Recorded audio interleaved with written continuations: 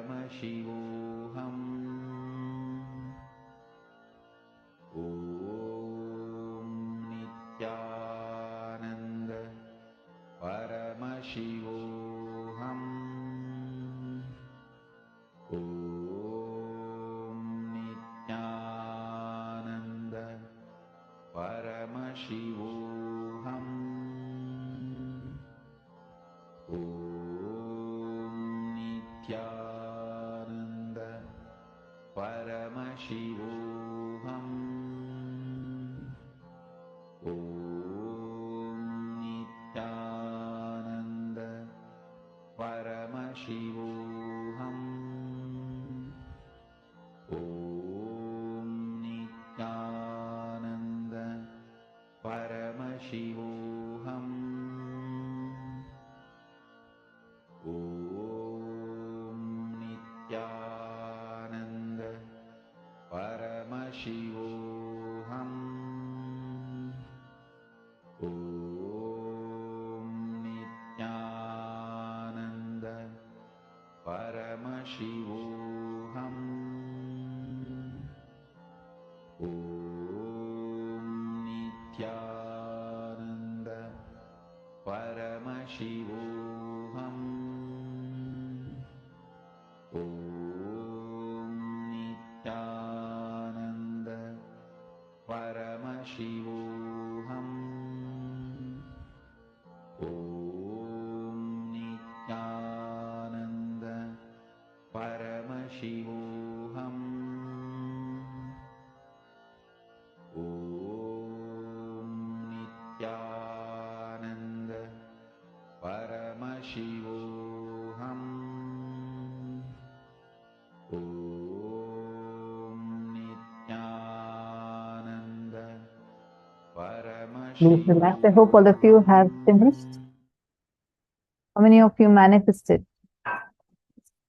How many of you actually saw? How many of you actually saw that this person is sitting here?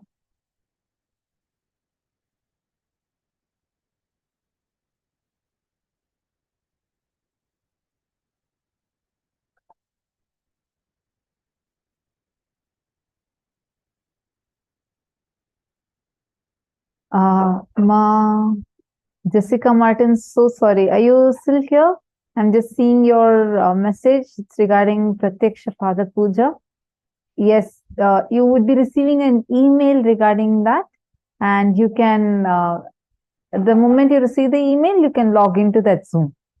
So better be logged into that Zoom so that, because it will start sharp at 4 p.m. Eastern Standard Time. So the Sankalpa chanting would be done at 2:30 p.m. itself. I think it should have already started. So you can log into the Zoom. That's a different Zoom.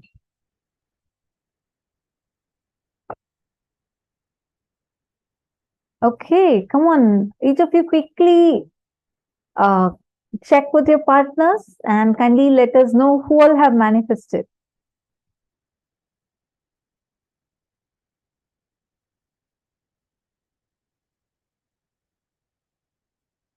All right. See, still many of you verifying your answers.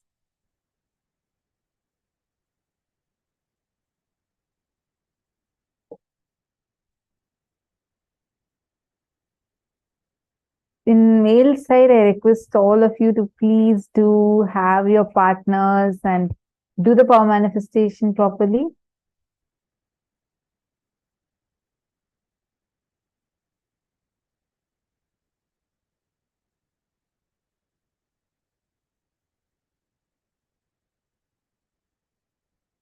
Saint Denisaya and Arjun Ravishankaraya. Firstly, both of you need to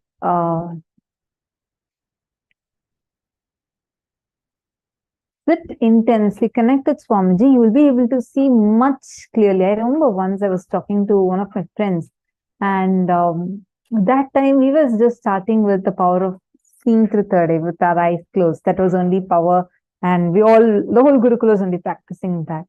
And I was on a phone call with my friend from outside, and I was just talking to her. All of a sudden, I could very clearly see where she was. Like, it was like as if I'm like seeing her in real time, like not just in like a 1D or 2D. Could actually see it in 3D. Like I could actually even smell, and I could feel the surrounding. I could feel everything. And I was like so shocked. I just told her, this is what I'm seeing, and it was right. And that's the way the power would manifest, like really clearly you would be able to see it. So come on, all of you sit intensely into the manifestation. Now we are going to be entering into a very important session. I request every one of you to intensely listen to this. This session is about the 11 genders, the gender identity, and Swamiji is going to be revealing to us about that. The future of the world is going to be this way. Future of the planet Earth is going to be exactly this way. Once you become 18, now you have the freedom to choose which country you want to live. What should be your language? What should be the field you wanted to enrich the world? And which faith you wanted to live? Which religion you wanted to pick up? Which gender you want to have? It is going to be very common, the gender exchange operations. Gender change operations are going to be just like a cough cold medication. It's going to be available every street. Very soon, you don't need to be bound in the gender you are born. You don't need to be bound in the religion you are born. You don't need to be bound in the country you are born. You don't need to be bound with your mother tongue. So naturally, all the people who promote love for your country, love for your religion, love for your mother tongue, love for your culture, love for your gender, they will all be outdated. Because politics thrives on constantly making you love the things which you don't need to love. Constantly generating, forcing the pseudo-love. Why do you need to love a language? Tell me. Language is just for communication. Over. If you know what the other person is saying, if the other person knows what you are saying just. And he understands that it's over. Language is just for communication. Not for becoming fanatic and dying. Religion is just for enriching yourself and others. Not for just killing each other. Country is what for country concept? So that we create better and better infrastructure and enrich the universe, enrich the world. But instead, we build more and more weapons in the name of defense and kill each other. The concept of language, concept of country, concept of religion. Just see how many billions of people we lost on the planet Earth and all their intelligence. There are some religions, even while you are alive, they kill your intelligence.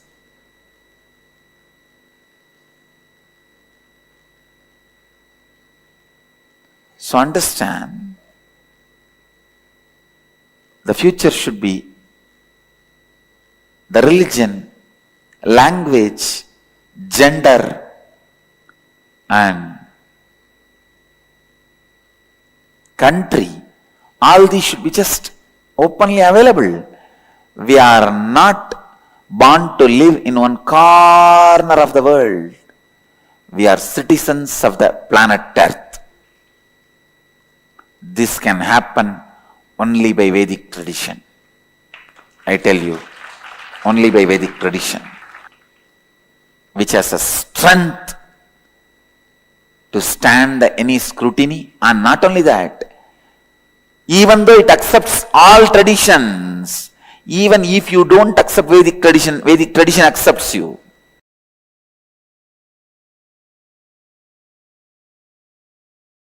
I am revealing the original truths as it is from Paramashiva. One by one, understand first thing, there are 11 genders. Second thing, you just need completion, whatever way you are, below 21. So decide not to allow anybody to explore you and do not explore other bodies till 21. Even if you have explored earlier, decide to go for intense completions all the cognitions inspired you to explore other body or allow others to explore your body. And after exploring physical relationship, the kind of the cognitions, emotions, mood swings you were going through, pen down all of that, effects and side effects and after effects of you exploring the another body or another person exploring your body. Go through the whole thing and completely. Go for completion. In Arunachala, in Tiruvannamala, we have a beautiful deity of Paramashiva as Ardhanareeshwara. Fortunately, the exact replica of the deity is made and installed in Paschima Kailasa, Los Angeles Adhinam. I want regular worship to happen for that Ardhanareeshwara deity in Paschima Kailasa. If you are in US, don't miss. Go to Paschima Kailasa to have darshan of that deity. It is done as a replica of original Ardhanareeshwara deity in Tiruvannamalai in Arunachala, who is a symbol of completion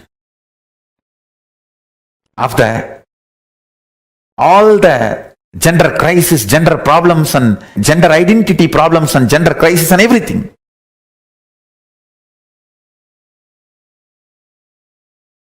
Actually, everything related.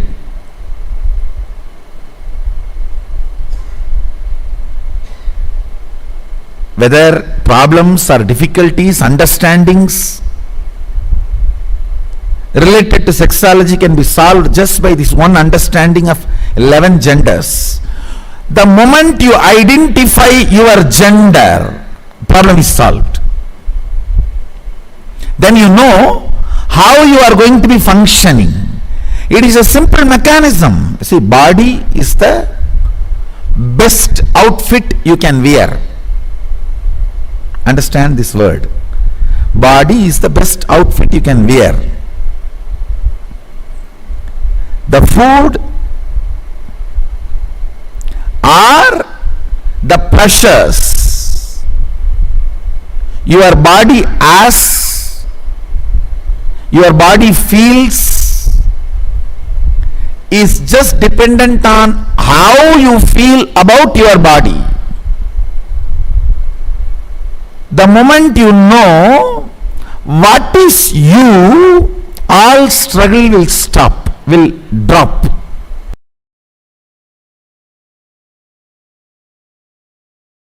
Whenever your physiology is pressured, if your psychology feels calm, it is integrity. You will be such a beautiful being. Whenever your physiology feels pressured and your psychology feels moha, you will just be exploitative. It will be more or less like a masturbation with another body or a rape. That's it.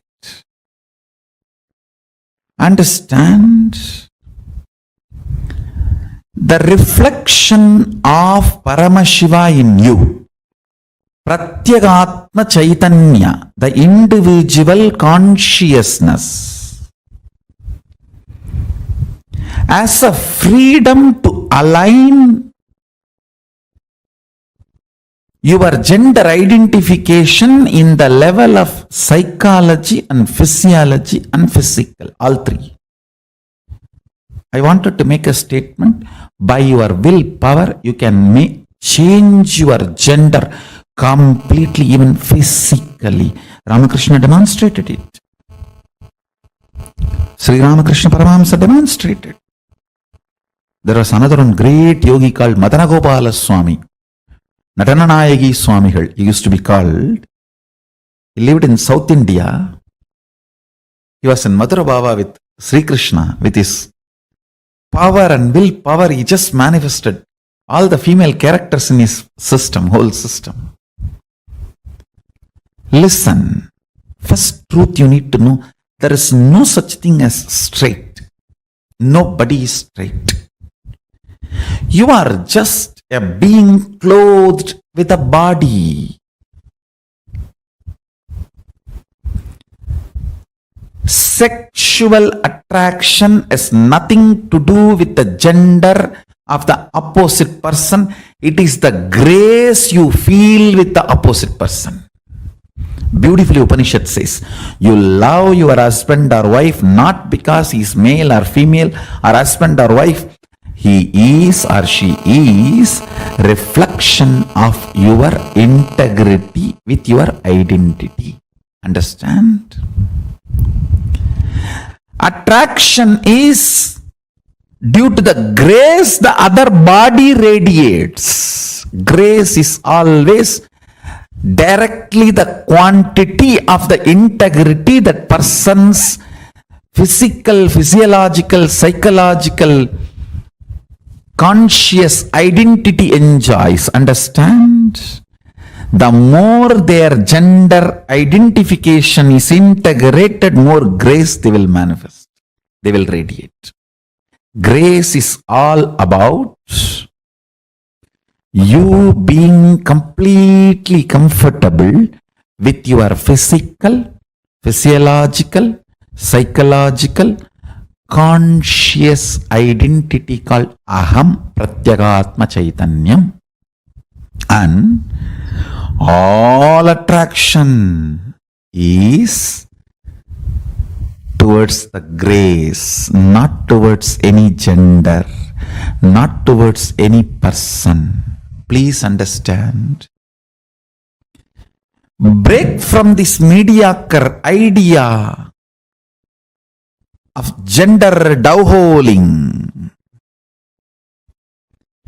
Feel completely relieved if you are confused about your gender identity. Understand, if you are confused about gender identity, feel good about it. You are above the mediocre people. Mediocre people have decided to have false belief due to their fear of society. It is the fear of society. You deny your confusion or the identity crisis and just accept something society says and go on torture yourself for your whole life to believe what society has labeled it on you. Understand? I want you to understand first what real identity you are enjoying. What is your real gender identity? I tell you. If you integrate your gender identity, whether you are a sannyasi or a grihastha or a womanizer, you will be such graceful being. You will be such graceful being.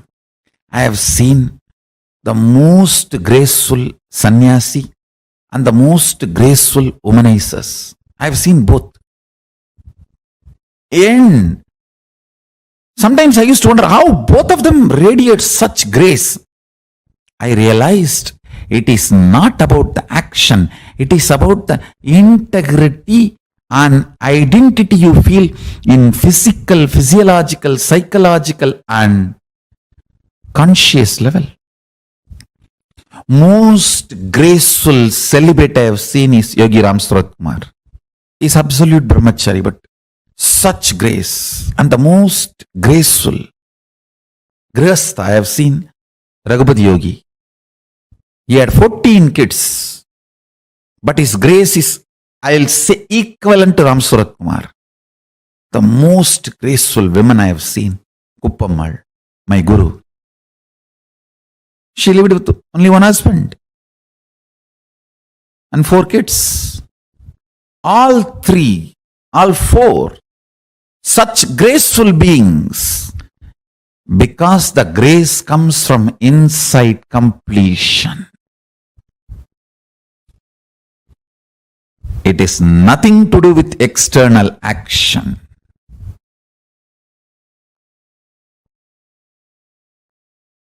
Grace means ability to generate huge love and respect in the other person the moment he sees you, she sees you.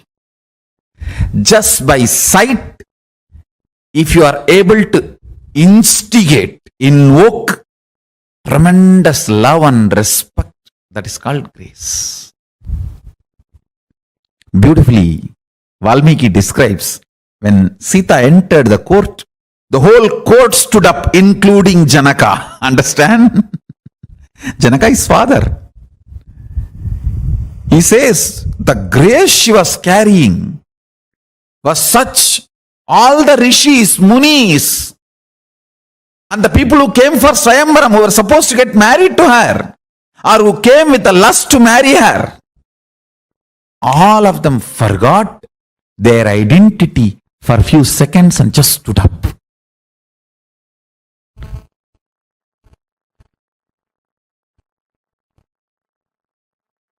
The grace she was radiating. I tell you.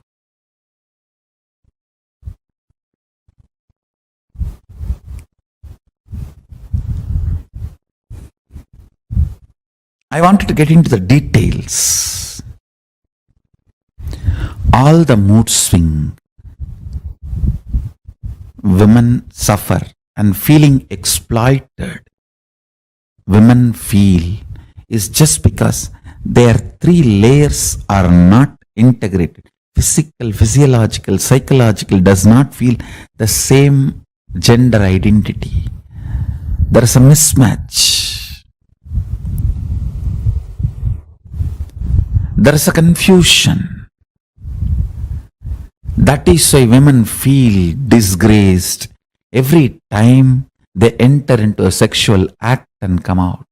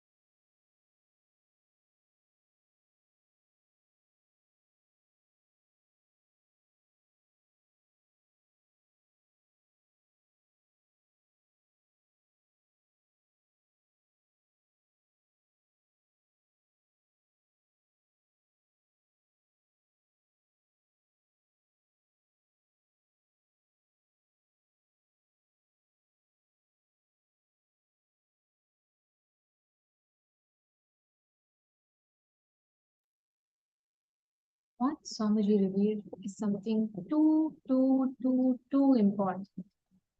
Because if we just understand this one truth,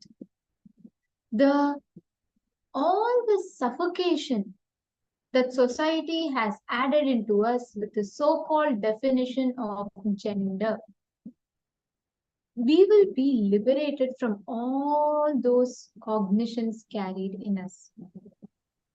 What Swamiji revealed right now was an amazing truth. Like, I'll always feel like this is like $1 billion science. Even billions of dollars can't give you that. See, always today, if a child, young child, by what 10 or 12 itself, they start going on social media nowadays. And the definition of gender, beauty that they learn, it is so sad, disheartening to see people spend millions of dollars to get plastic surgeries to look a certain way. They want to be a certain way is beautiful. Like recently, I saw that there was a very, I was watching one of the interviews, and at that time I saw they were saying how in a particular country, the definition of beauty was that, women had to have a certain uh, type of a waist, they should have certain height, their skin tone should be a certain color. These are all set by women for themselves. There's like so many standards that constantly suffocate. And unfortunately, we get so stuck to the body, we forget one of the most important components of beauty, which is the being inside. If you're inside you, your inner space is complete, you're able to flow freely, that is grace. When you are clear, complete from within, right? When you are clear with your inner space, when there is no physiological, psychological, neurological ups and downs in you, you are completely liberated. If any of you have any questions, yes, you can always post. See, most of the times in society, we are all stuck with a limited idea of gender. The moment we talk about gender, we have a certain idea that this is what is a male gender, this is what is a female gender. You have to be a certain way, you have to behave a certain way. All of these, it's not just like one particular group has said.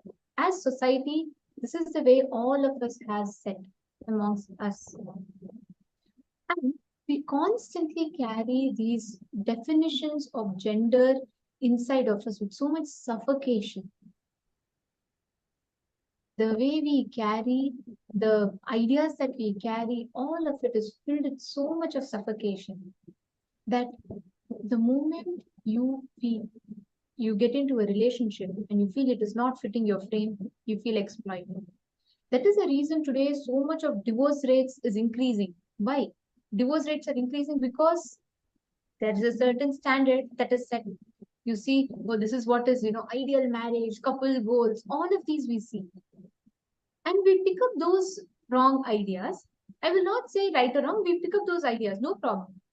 But we try to superimpose that idea on the other person. We want the person to be that way. We want the other person, our couple, our spouse to be that way. What starts happening? When they don't fit into that frame, fight starts. That's why Swamiji tells a very, very important truth. Whenever you realize, whenever you understand that you are complete from within, there is no other half that is from outside which needs to fulfill you, you will catch the whole thought thread and you will just have a breakthrough. All the ideas that we carry, Swamiji revealed, the gender is the 4 levels of identification put together. Physically, what you identify yourself with, physiologically, how you identify yourself, psychologically, how you identify yourself, and consciously, what is your will about your gender. Ma Xianying Zhao is asking, may I ask a question about the roles of street girls, okay, in society from a satisfactory perspective? How should we view and understand it? See, Ma, what we are discussing is different from that. See, please understand, whatever profession you might do, Swamiji was telling, right? Whether you are a sannyasi or you are a womanizer, And it is not, see, it's not about a particular group. What we're talking about is all of us, all human beings. Every one of us are having a certain suffocation, suppression inside us. Right after you are born, society teaches you, okay, you're a girl, you have to be this way, this way, this way. You're a boy, you have to be this way, this way. And imagine nowadays it's even more unfortunate. By the time the kid is 10 or 9 or 10 years, they start learning the concepts about romance from outside. They watch movies, they watch TikTok trends, they watch YouTube videos. So they start picking up, oh, this is how a boyfriend should be, this is what is relationship. And by that time, even before they hit the physical puberty, they start getting into relationships. That is the worst thing that can happen to a child because it affects their very consciousness. What happens after that? When they get into a relationship, when they hit the puberty, they start realizing that their whole hormonal ups and downs happens in them. It is very, it's very new to them, right? When they see, suddenly they feel up, suddenly they feel so much of excitement, suddenly they feel so low. At that point in time, if they look for support from outside, they start depending their strength on another person. That is why the moment that person who gives you that attention withdraws that card from you, the child falls into severe depression. Their very identity gets shaken. It is all in such a rush. It is like, human factory. Right after you at 10, start learning about these concepts. By the time you're 13, 14, start getting into relationships. And when you're going through the ups and downs, you start looking for fulfillment from outside. Unfortunately, even the other person is going through their ups and downs. This conflict is what leads to so-called breakups. After breakups, drug addictions, alcohol abuse, all of these happens. This is the cycle. Unfortunately, end of the day, the child will feel exploited from outside. Today, so many celebrities, all of them say, oh, when I was young, I was like this, like that, fame gave me all this. When celebrities who became too popular when they were young, you will see a particular trend in them. All of them will say this, oh God, the time I was young, I got into so many relationships, everything. And now after they grow old, they'll say, I learned my lesson now. But unfortunately, you do not need to damage your consciousness that way. The most that gets damaged is not even your body, it is your consciousness. Because inside you, there is so much of suffocation and confusion. You are just exploring your body. By the time you understand what gender your body is, what gender your conscious will prefers, and before even you can come to completion with all these permutation combinations, when you get into relationship, that's all, it's over. That's why Swamiji tells before 21, you should not get into any relationships. Are all of you understanding? This one thing would give you tremendous completion and a deep understanding of yourself. Arjun Ravishankaraya, you're asking what about Manusmriti's instructions about on gender responsibilities? Manusmriti is one of the most mistranslated, abused scriptures. The original Manusmriti does not demote women, does not put down women. In Manusmriti itself, there is a very clear verse in Manusmriti, Yatra naryastu pujyante ramante tatra devataha, where it says, wherever women are worshipped, all gods and goddesses live over there. It is mistranslation. See, if you see, none of us have the direct access to the original scripture. It's Max Mullerian version of the Max Mullerian version of the scripture of Manusmriti isn't available to us. Max Muller had a very clear agenda, where he was a British who had a very clear agenda to learn Sanskrit only from the context of mistranslating the scriptures so that Hindus lose confidence on themselves. Understanding? And there are certain responsibilities given from a completely different perspective. Like when I was reading Manusmriti, So there is this part where the constitutional rights are clearly described in Manusmriti. And there's one part where they say what type of judgments must a king pass for what type of crimes. And there was a description about Varna and Jati. Fortunately, the blessings of Swamiji clearly explained to us like what is Varna, what is Jati. So I knew about it when I was reading that scripture. So when I was reading, I saw the English translation of it. I was shocked. Varna was mistranslated as color. Varna in Sanskrit has various different meanings. One of the meanings is a Varna system, where based on the consciousness you carry and the responsibility you take in the society, you are given certain role. Here it was translated as color-based racial discrimination. I was like, God, that concept never existed in Hinduism. I realized like what kind of a thing they are forcing on us, claiming falsely that it is Manusmriti. It is not. See, And there are many. Sorry, just to add to that, with so many, we do not have, unless we have a guru, an enlightened master who knows the whole thing about the scripture, who can give you the exact revelation as it is. We cannot arrive at any conclusion, because who knows, today all translations we have are from where? From Britishers who came and who studied the Sanskrit just to translate it with their thought currents. Understand, Swamiji tells that's the thing. Whosever books you read it from the author's thought currents. That is why our Vedas and Upanishads, all of them are apaurishya. They do not have an author.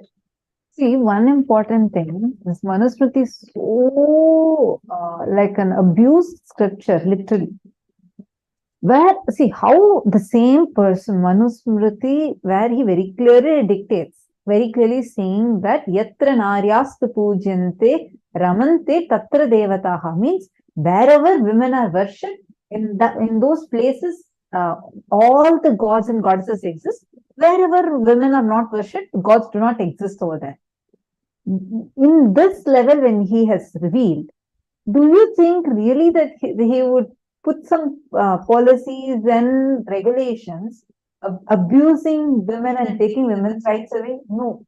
Lot of these things were added things further, later, and not from the original scripture itself. The original scripture is like, for example, if you see Sushruta Samhita, you would have definitely been aware of Sushruta Samhita, which we proudly say that how Sushruta and Charaka, they were all greatest surgeons of history, and like he was a father of plastic surgery. But where would you find his scripture? Do you know something really shocking? We don't even have access to the original scripture. The original scripture, Sushruta Samhita, is sitting in Wellcome Library in UK. We don't have access to that. If you want to access it, it can only a translation of it will be provided by that library's agents. This is a sad state of us. We need to understand that most of the scriptures, everything that we have is completely based on the thought currents of the author. And talking about the question that you had asked, Aya, I just wanted to add to that.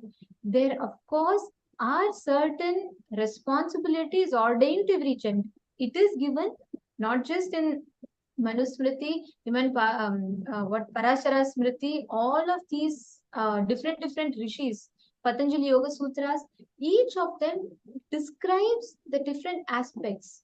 What a gender should do, what a particular person should do for enlightenment as an option, as a path. But the fundamental idea about gender in Hinduism is gender is a clothing on the body, and body itself is a clothing on the being. So you are not the body, and of course you're not the gender. You are beyond. That is why in Ashtavakra Gita, Rishi Ashtavakra, just an 8-year-old boy, he goes to Rishi Janaka, the great king, father of Devi Sita, and he tells When the whole court laughs at him, seeing his deformed body, he laughs back even louder than all of them. Then everyone is shocked and they're asking, why? What happened? Then he says, I feel so bad for you all. You're all stuck looking at just this body. You can't even recognize the consciousness within me, how it is. You can't even see the effulgence of my consciousness. That was a kind of conversations that our rishis had. And after that, Ashtavakra delivers the whole Ashtavakra Gita to Janaka. That is our fundamental thought currents in Hinduism is so beautiful. You are not limited. Krishna declares in Bhagavad Gita, right? Who you are is the being. Nainam chindanti shastrani, nainam dahati pavakaha. Neither it can be slain by sword, it cannot be wet by the water, it can't be dried by the wind, it can't be burnt by the fire.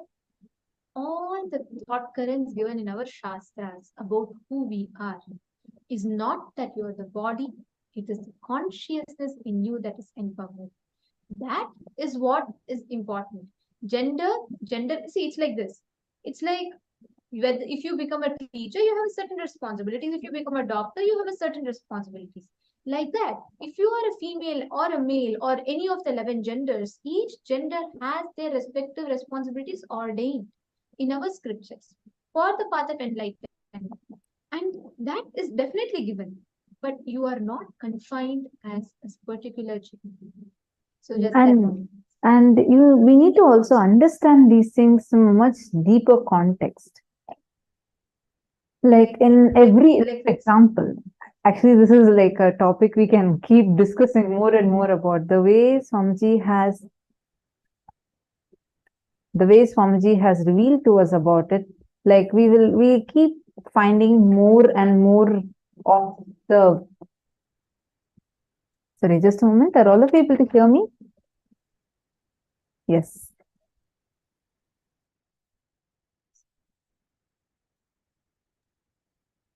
Yes. See, understand one thing. Scriptures have to be really understood so deeply because we need to understand it from the multidimensional logic. Our binary logic cannot cognize it clearly because otherwise we will only be translating Varna as racial discrimination, which never existed in Hinduism. Never. Because you will see all gods and goddesses are portrayed. Like, for example, who's Krishna? Krishna is portrayed as he's as dark as the night sky and portrayed as one of the most beautiful gods. So, in Hinduism, we never had racial discrimination. No Hindus would even believe that ever we had a racial discrimination because we never had. But this was a mistranslation that was given. So understand, everything that we are learning, the way the person who's mistranslating to you is based on from his cognition, he's translating it to you. So you will never understand. See, for example, when we say Paramashiva has Ganga on his jatas, how do we all imagine? Ganga, at least the pictures that show us, it shows as if Ganga is just flying, like just flowing away from Paramashiva, like that. She's flowing. That's how we see in the pictures. Swamiji described. How will she leave Paramashiva? Like, how will she just miss that opportunity to touch Paramashiva? She'll flow all over Paramashiva. So the way we visualize and the way we imagine things are not the way it is actually. So if you want the right thing to learn and understand, the best thing you can do is learn directly from the source. That's why Swamiji gives Shastra Pramana for every single thing. Every single thing that we learn, Swamiji clearly gives us the scriptural reference for it as to why are you learning this? The understanding you carry about yourself. It's not just for you to feel good about you, but to have the powerfulness about you. Even like how Swamiji described, when you walk, the powerfulness you carry will make the entire court stand up for you. Yes, Sanjay Oriya, you're saying even the photos of Krishna are all based on the imagination of the painter. Absolutely, yes. See, for example, like Ras Leela, Krishna did when he was what age? He was a small baby. We all see Krishna portrayed in Rasa Leela as a young man. He was a baby, 7-year-old, 8-year-old kid. So, Just if we read our Puranas, if you have the right knowledge, and of course, if you have a guru, only a guru can give you the right perspective.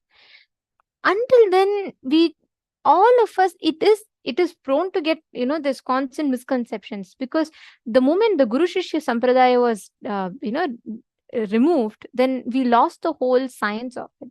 And also, Arjun Ravishankaraya, I saw your other question. See, the moment, it is very fortunate that you had a guru and you did not get into any relationships till you were 22. You need to know that's the best thing. Swamiji, the way Swamiji brings us all up in Gurukul, at the age of 21, after completing 21 fully, Swamiji will give a choice. Do you want to continue the Grahastha life or do you want to take sannyas? Based on what each kid chooses, their future is designed. See, that gives us so much of completion, because by the time you're 21, you're stable and settled. You know what your ups and downs are, you know about yourself, and you're ready to face the world. That is what is important, and that is what the completion with gender identification gives us. Now, all of us are going to be doing this exact same process. We are going to be understanding about what is gender identification.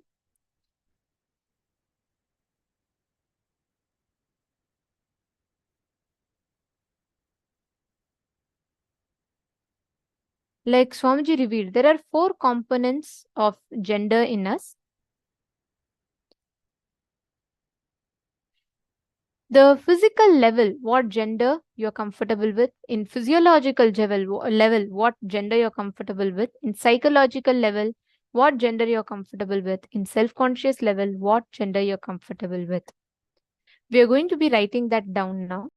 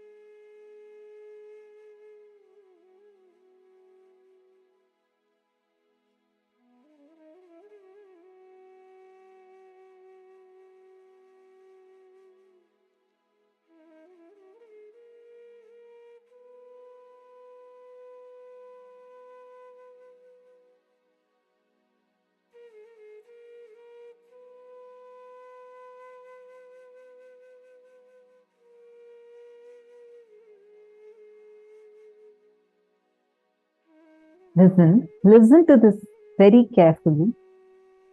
We are going to do a very important exercise. This is going to be a 2-step exercise. We are going to be first understanding about the gender identity that you carry.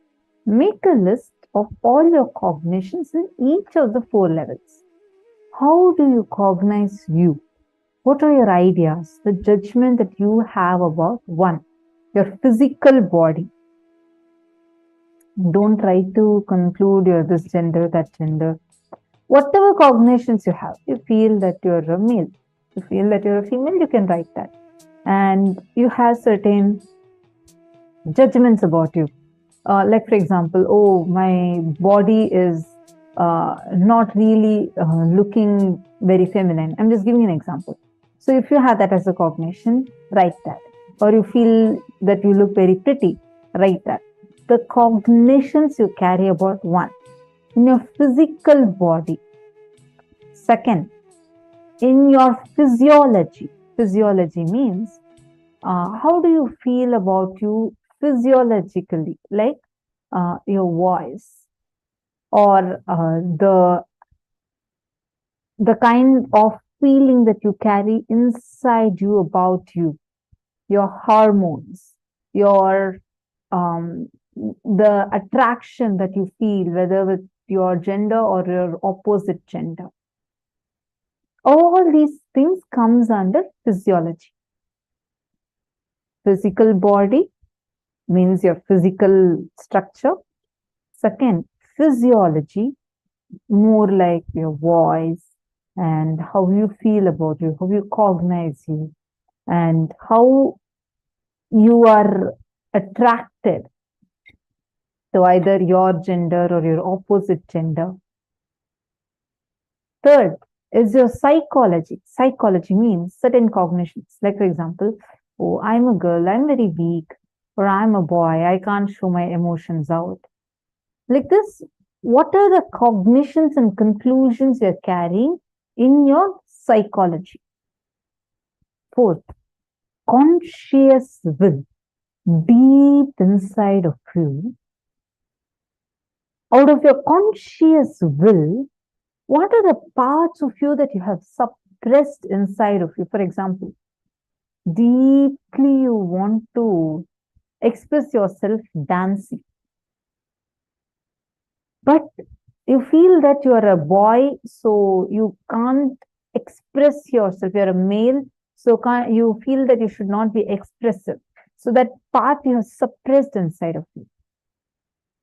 And out of your conscious will, how powerful do you want to be? What is the cognition exactly you carry? All of these comes under your conscious will. You're going to write that first. Second, spend on all your ideas you received from society about sex and sexuality. Both the ideas about expression and suppression of it. Start from your childhood and just write all of these cognitions that you're carrying inside. Are all of us understanding? Spend a few minutes. Please sit and write this down.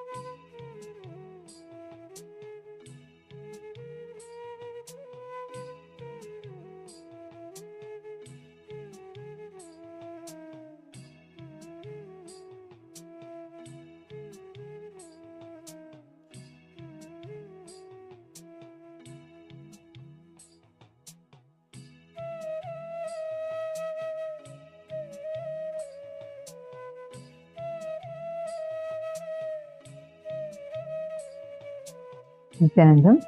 Hope all of you were able to write it.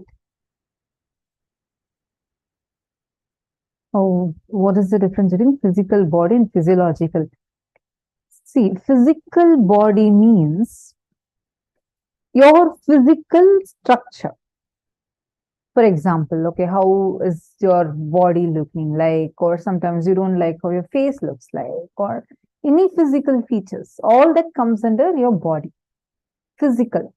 Physiological is like your voice, where it is there, but it is not like a gross visible thing for you, or how the effect of your hormones upon you, or the attraction that you have, whether towards your own gender or the opposite gender, both internal and external. Both of these will come under physiology. Clear, Aya? Sir, I just noticed your question. Anyone else has this doubt? Okay, Xiang in Zhao was asking, dear teacher, may I ask a question about the rules? Oh, okay. I think that was answered already. Any other question? If any of you have asked, please let us know. If any of you have any questions, please post it here. Just post it clearly as question and put it here. So understand, first all of you have finished the steps, because we are going to be moving to the next one. Now listen carefully. This part that we are going to write is also very, very, very important part. We're now going to be writing the next level exercise.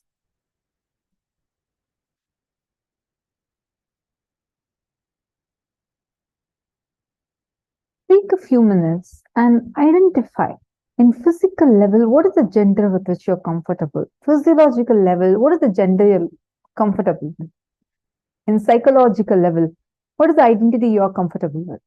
In self-conscious level, what is the gender with which you are comfortable? Take a few minutes and explore. Now, decide to go for intense completion. All the combinations which inspired you, which made you to explore the other person's body or allow other persons to explore your body.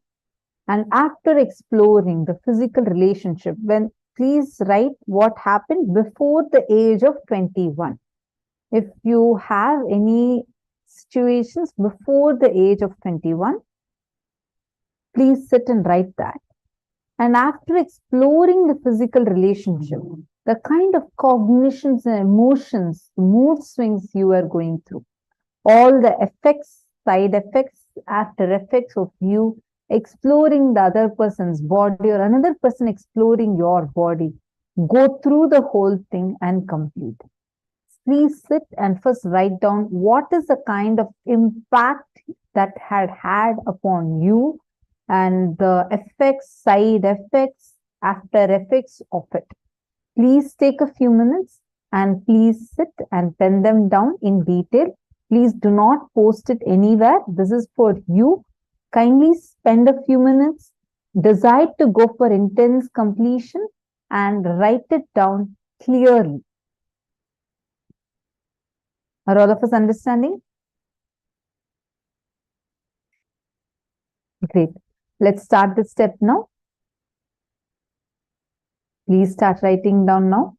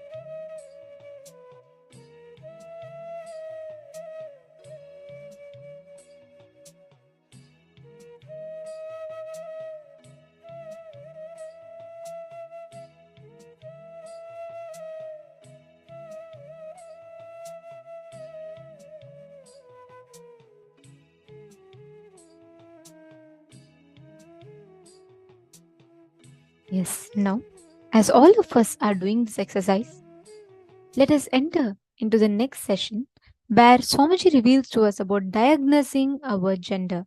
What gender are we really? How do we diagnose gender inside us? Let us now listen to a very beautiful revelation from Swamiji on diagnosing the gender.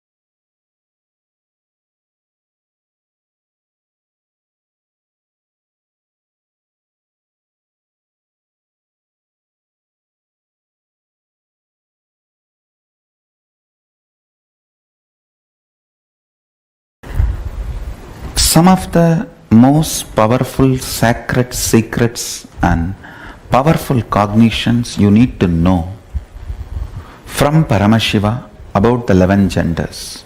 1.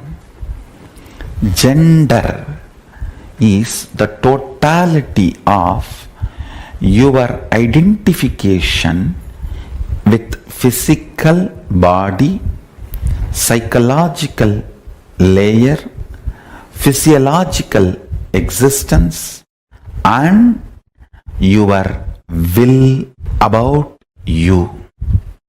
Listen. Your physical existence, your physiological existence, your psychological existence, and your identification, aham, will. In all 4 levels, how you feel, the totality of all these 4 put together is your gender. And unfortunately, society does not have this elaborate true understanding because this knowledge was kept with elite. Society has only the very rough middle class mentality, mediocre understanding of 2 gender. And now they are coming up slowly only to the level of 3rd gender. But actually 11 genders exist. The various permutation combinations of your gender identification in the physical level, physiological level, psychological level, and will, aham, the individual conscious level. So understand, when Hinduism, Vedas and Agamas asks you to be a celibate till the age of 21, the purpose is for you to realize in physical level what is the gender with which you feel comfortable. In psychological level, what is the gender with which you are comfortable. In physiological level, what is the gender identity with which you are comfortable. And your conscious, self-conscious level, what is the gender with which you are comfortable. Exploring it, understand, one of the biggest problem is till 21, if you allow somebody to explore you, or if you explore somebody, you collapse into the wrong identification due to powerless cognitions, and you build a wrong gender identity. Understand? Whether you feel oversexed or undersexed, womanizer or suppressed, any powerlessness or complication in the level of sex and sexual fulfillment or sexual desires, sexual guilt, and any problem you go through with the sex fundamentally starts with gender identification. I tell you, When your gender is properly identified, all the sexual problems just melt down. 3,000 problems sexologists have created can just melt down if you just diagnose your gender. That's all, nothing else. Please understand, multiple disorders related to eating can be cured completely. Multiple disorders related to drug addictions can be cured completely just by gender identification. Do not, first thing, just say no to society and society labeling you in any gender. If you are below 21, decide not to allow anybody to physically explore you and never explore another physical body. Wait. Understand, gender identity is like a mercury. It cannot be kept even in golden pot. It can be only kept in stone vessel. Only after 21, your system becomes a stone vessel. If you are below 21, decide no question of exploring another body or letting another body to explore you. And if you are already above 21 and you feel you have allowed people to explore you or you explored other bodies, don't fall into guilt, but sit and go through every incident and go for completing it. I am telling you, you need to cognize your will, the aham, tries to play with your multiple possibility, multiple permutation combination. Sometimes it tries to be physically male and physiologically female and psychologically gay. Sometimes it tries to be psychologically male, physiologically female and physically gay. It just tries multiple permutation combinations, explores itself. During those periods, you just need to be with yourself. 3 worst things are done to you by society. First, trying to push you into 3 or 4 genders they are recognizing, like pushing you into either male or female or lesbian or gay. That's one of the biggest crime done to you. Second, not letting you understand that they don't have the ultimate solution. They are ignorant, but trying to push their off, unverified, not time-tested, non-foolproof understandings, ideas, concepts, cognitions being pushed into you, forced to digest basic truths about life, your gender identification, your will, when it is trying, doing all the trial and error of the gender identification, it should be given freedom to be celibate. Understand? Society is so abusive only if it hooks you into the greed of sexual need. I call it grid of sex. You can continue to be exploited. The first 21 years till you find your identification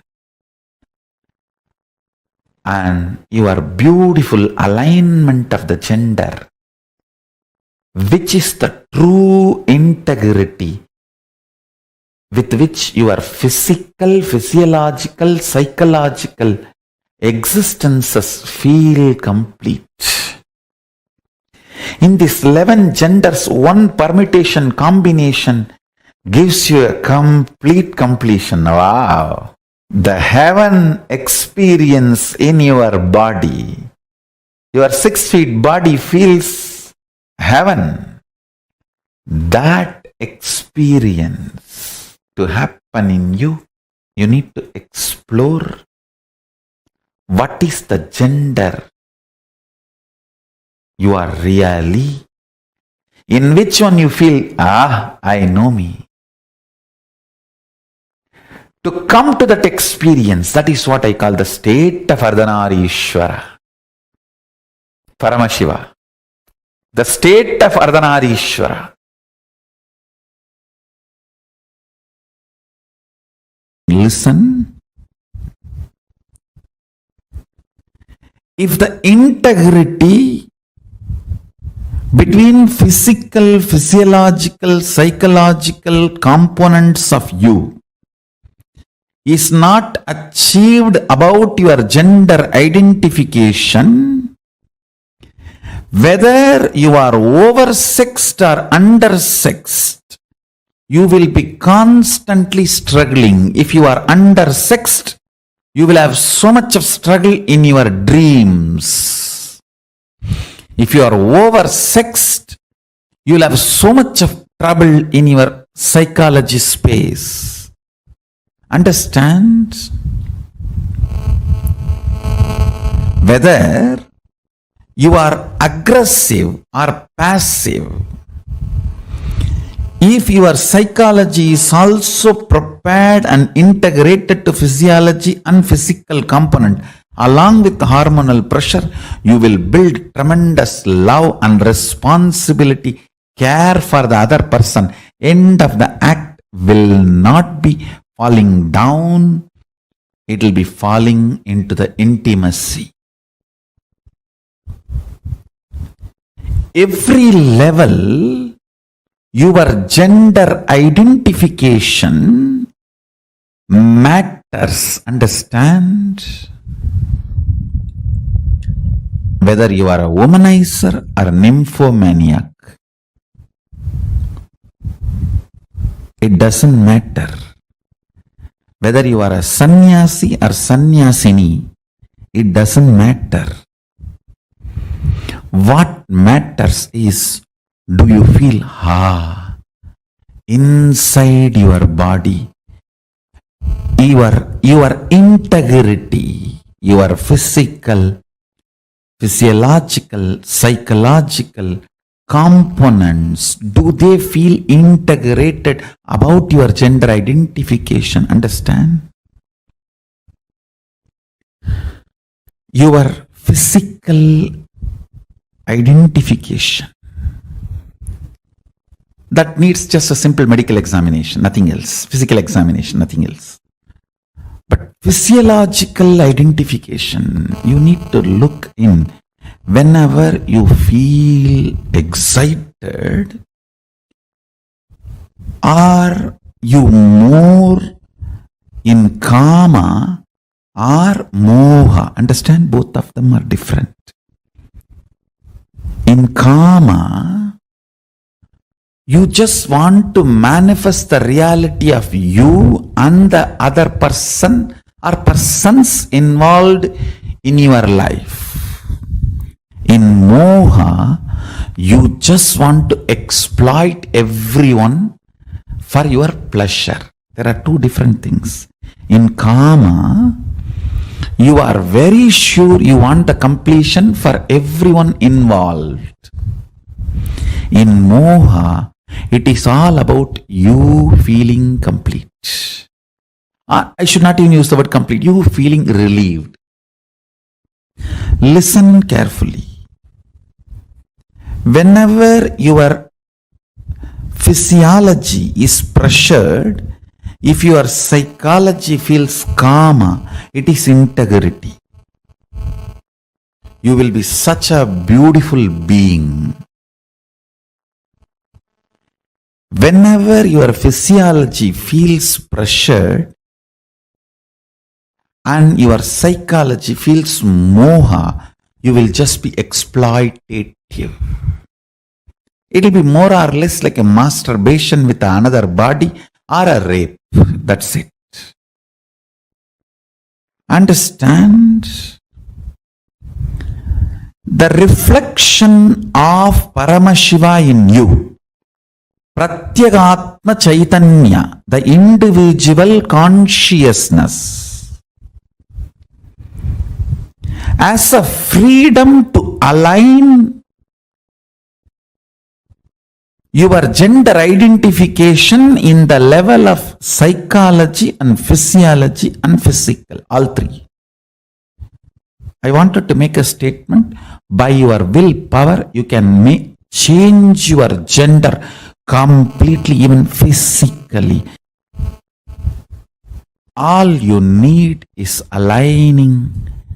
And when I say aligning, I don't want to say in physical, physiological, psychological, you need to feel the same gender identity. No. You just need to identify what you feel. That's all.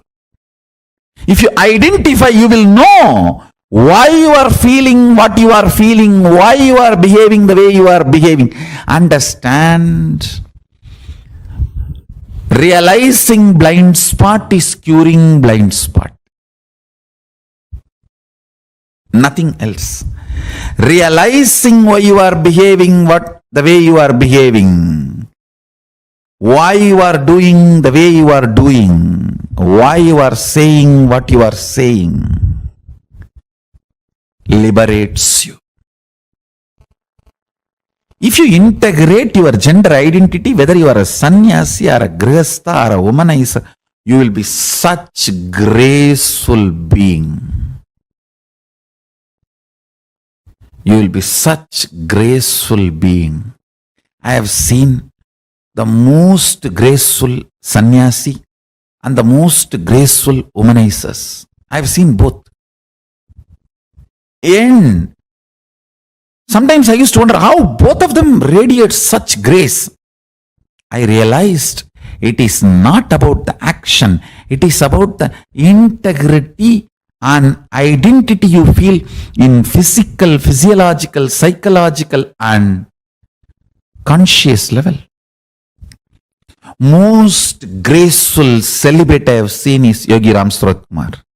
He is absolute brahmachari, but such grace. And the most graceful grihastha I have seen, Raghupati Yogi. He had 14 kids, but his grace is, I'll say, equivalent to Ram Surat Kumar. Grace means ability to generate huge love and respect in the other person the moment he sees you, she sees you. Just by sight, if you are able to instigate, invoke tremendous love and respect, that is called grace. Beautifully, Valmiki describes when Sita entered the court, the whole court stood up, including Janaka. Understand? Janaka is father. He says the grace she was carrying was such, all the rishis, munis, and the people who came for Swayamvaram, who were supposed to get married to her, or who came with a lust to marry her, all of them forgot their identity for a few seconds and just stood up.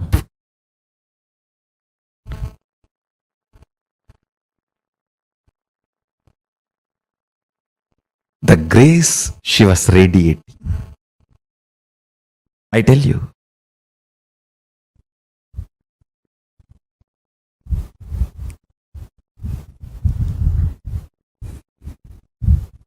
I wanted to get into the details.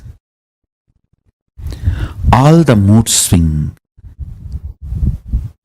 women suffer and feeling exploited, women feel, is just because their three layers are not integrated. Physical, physiological, psychological does not feel the same gender identity.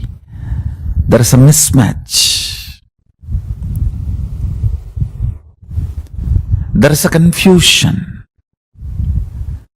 That is why women feel disgraced every time they enter into a sexual act and come out. They feel exploited, tortured, abused. Listen.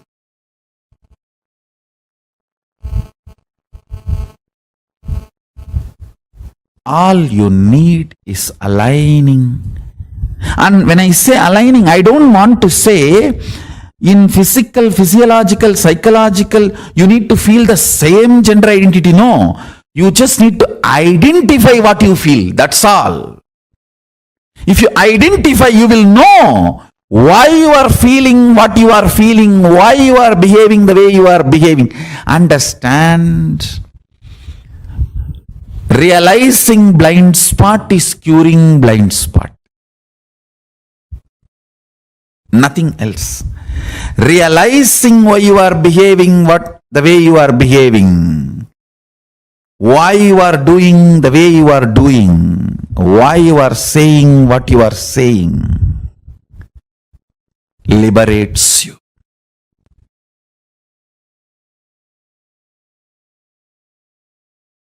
See, when the Kundalini, your Kundalini is awakened, fundamentally, first thing will happen is your identity about you for the purpose for which you took the body will become clear to you. It will become clear to you. Then you are given a freedom to alter and align your body as you want. Understand? Swatantra, ability to handle yourself first, then the number of choices second. In Hindu tradition, Swatantra first, choices next.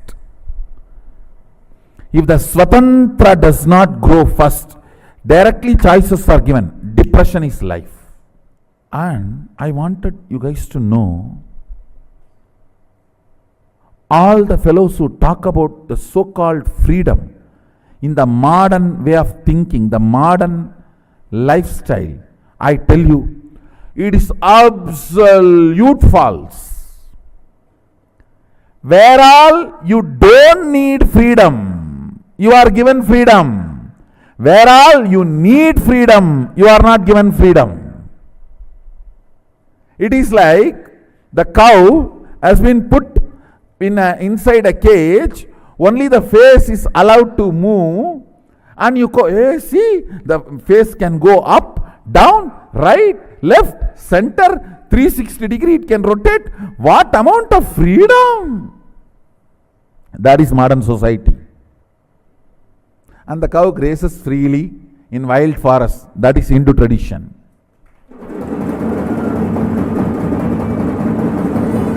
And that cow is given the intelligence what to eat and what not to eat, and even if it eats poison, it will not get into its system. Please understand, Swatantra is much, much higher than the freedom based on choices. Freedom defined by the choices. Freedom defined as choices is too low than the Swatantra defined by the Hindu tradition. Recently, I was conducting sessions for a group of people on Brahmacharya. You will be surprised. In that class question answer, almost 90% of the people say they don't feel the gender they are supposed to be feeling as their body. 90% of the people, not a joke, understand. 90% of them are saying we are not feeling the gender we are supposed to feel as per the society, the body in which we are. I think it's little more than 90. Fortunately, they are having understanding about brahmacharya as per Sadashiva's instruction. The first instruction, as I said, 9 months.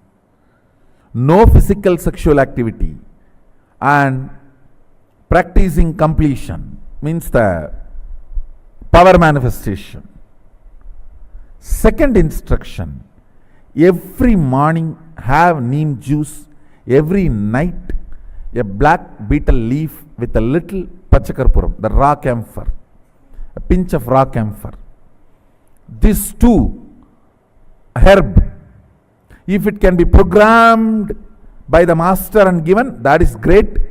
Even if that is not possible, offer it to Sadashiva's deity or Sadashiva mandala and take. This two instruction can do so much of healing, I tell you. All the toxins gets accumulated in your system because of sexual abusal. Pornography means sexual abusal done to you by you, sexual abusal done to you by others. Both accumulates toxins in your system that can be cleansed. The detoxification can happen by these two. Morning neem juice, night black betel leaf with a pinch of camphor. This can detoxify your body and reveal your original gender to you. Understand? This is what the story, Meenakshi's story says. When she saw Sadashiva, the third thus disappeared and she realized her original gender. She realized her original gender, her original identity. Till we get that, we will not know who we are. When she had the darshan of Sadashiva, the third breast disappeared and she realized her original gender. Understand? This two instruction can bring tremendous healing and realization of your original gender can happen in you. That can solve almost 90% of your problems.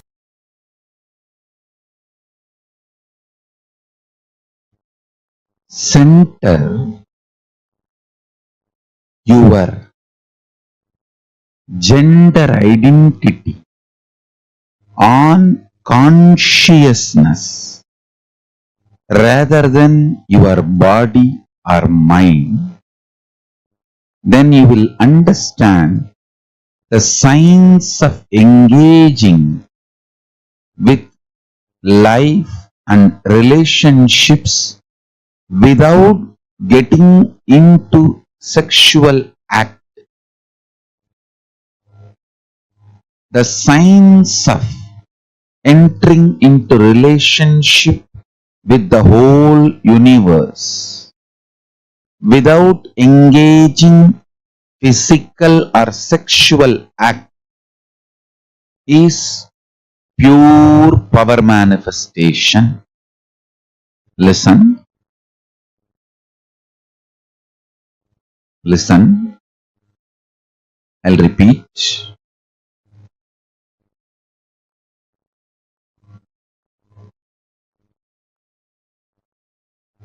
Do not take your consciousness, life for granted.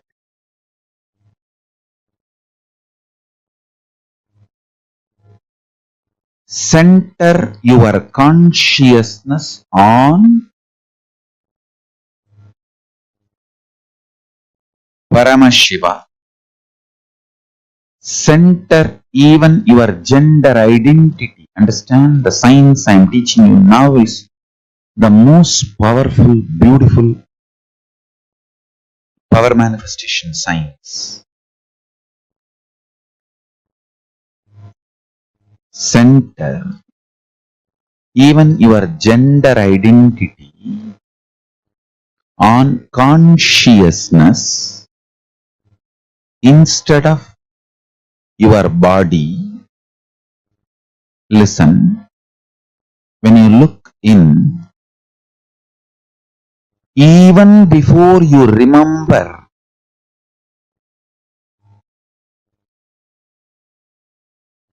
your gender as a male or female, center your core existence on your consciousness. Remember your consciousness, your pure consciousness. On that understanding, cognition, your pure consciousness. If you build your existence, understand, the more and more you remember your consciousness, more and more you engage yourself with the understanding your consciousness, more and more the nectar based chemicals and hormones will happen in your system. Listen.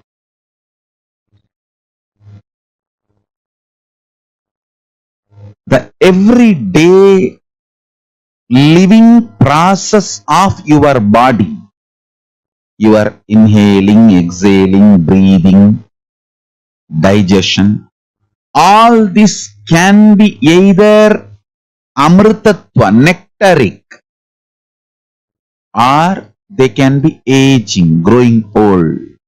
Listen carefully.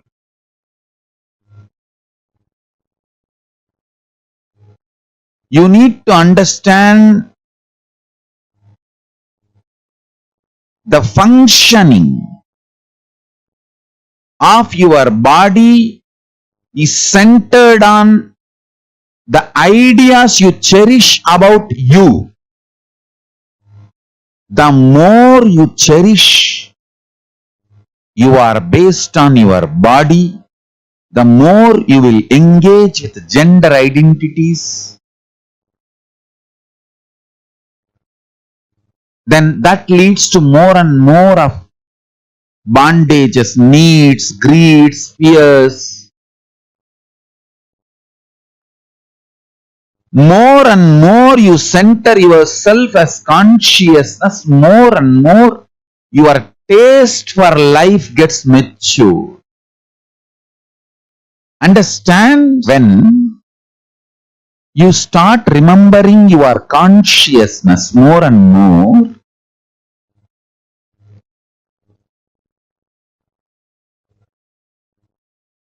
your identity will not be based on gender. Cognizing yourself consciously, from that cognition, your consciousness, when you approach your physiology, it engages itself in the space of Paramashiva, means immortality, nectar, amritatva, all the life processes like a breathing, inhaling, exhaling, eating, digestion, all engagement with life, whatever your body goes through, everything starts happening towards immortality, being filled with amrita, nectar. Understand? When you remember your consciousness, even your gender identity is built such a way you do not seek to engage with a sexual relationship with every being you see or everything you see. Please understand, gender identity built based on consciousness knows how to engage with every person and everything without sexual relationship, sexual activity, but able to engage. That is what I call power manifestation. Listen.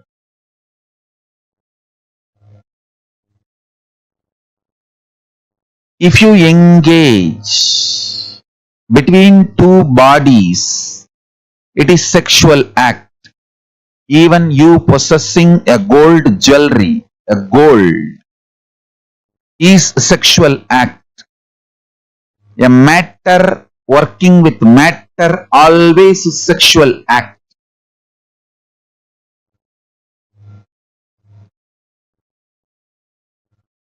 When you establish yourself as consciousness and being conscious, you build your identity and engage with life. Everything becomes power manifestation. I'll tell you, signs of having relationship with the whole universe without engaging into sexual act is power manifestation.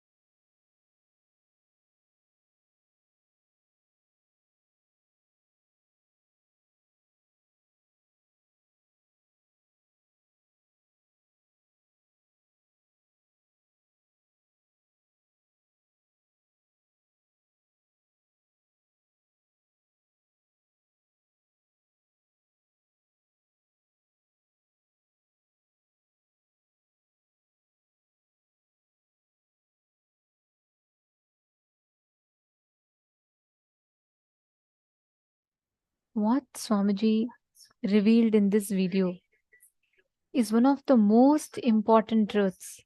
Because if we just understand this, if we just catch this one truth, right, the way we will see gender, our gender identification, everything will completely change. How was this? For how many of you this was like completely mind blowing? Can I request each of you to share?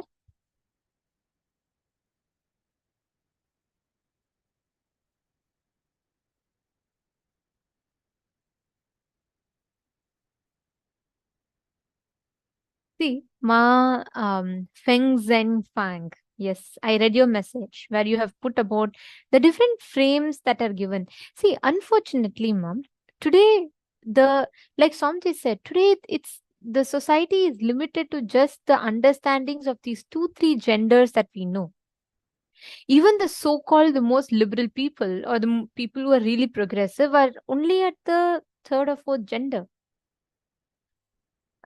In Hinduism, gender identification, the first process that's given to use for you to understand yourself, what in each level, in your physical level, what gender are you identifying yourself with? In the physiological level, what gender are you identifying yourself with? In your psychological level, what gender are you comfortable with? In your conscious will, what gender are you willing to be? Now, it is very, very important that we analyze these 4 sections correctly. Like Swamiji said, without this, any physical relationship you get into, it is only exploiting your body or another person's body.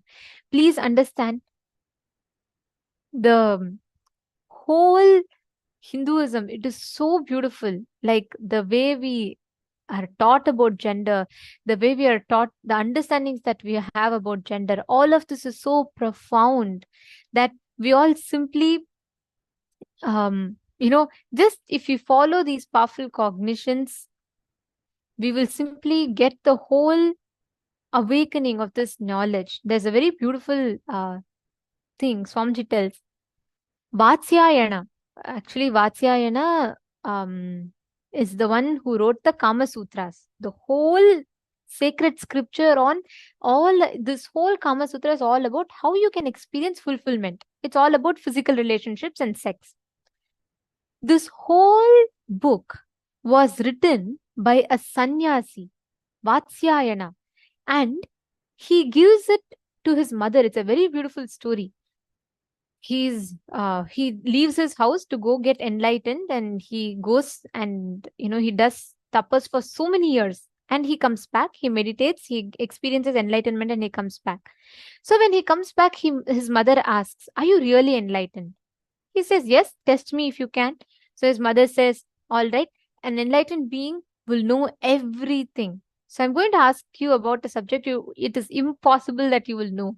She says, "Tell me about sex and physical relationship." In response to that question, he gives the whole Kama Sutra, which is a sannyasi who has never had any physical relationship. He delivers what it is, what is an ideal relationship should be like. Understand, Hinduism is so rich in our knowledge, and whatever we do, there is so much of reverence that we have because the science that we have is so profound. Understand, as long as you try to get that fulfillment from outside, that's what we all do in relationships, right? Oh, let me get the name, I am beautiful, let me feel secured around someone. That very concept that we bring in puts us into an extreme limitation. When you are not clear inside of you, no matter how much ever you try to force life outside to tell you, unfortunately, you will never achieve that fulfillment by demanding life to give you that certificate.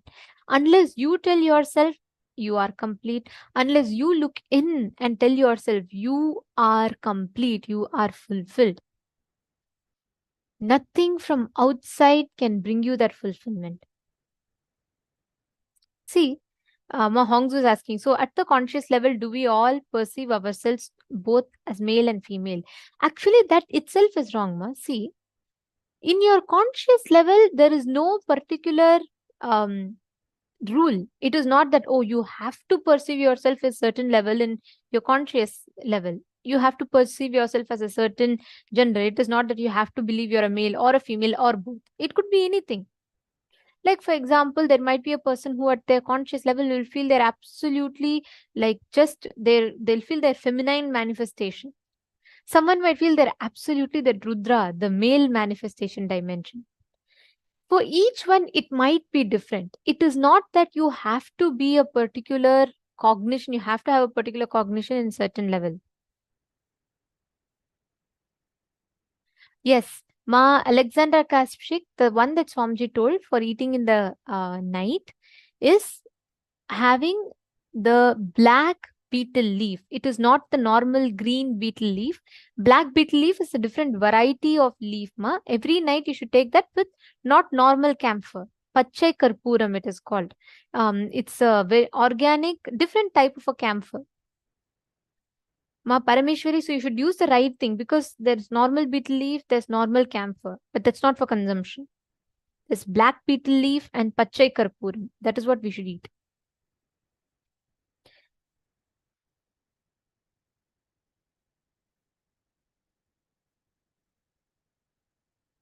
See, Ma Alexander Kaspik, you're saying that, you're saying it is, the society is very twisted in the understandings, and you're saying you're having it a little difficult to identify because you feel it is not very possible, easily possible for you to identify the feeling. But look in.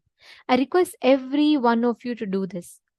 The first time, especially if you have had physical relationship before the age of 21, you really need to do a conscious completion. If you have had any physical relationship before the age of 21, please understand you have put a suffocation even before your body was ready to handle. You have put it onto yourself. So you need to really attend to that. Now, you need to really go back and see what was the first time you felt that suffocation in you. Any time when you explored your body, or when you let another person explore your body, or you explored another person's body, and how was that whole reaction in you?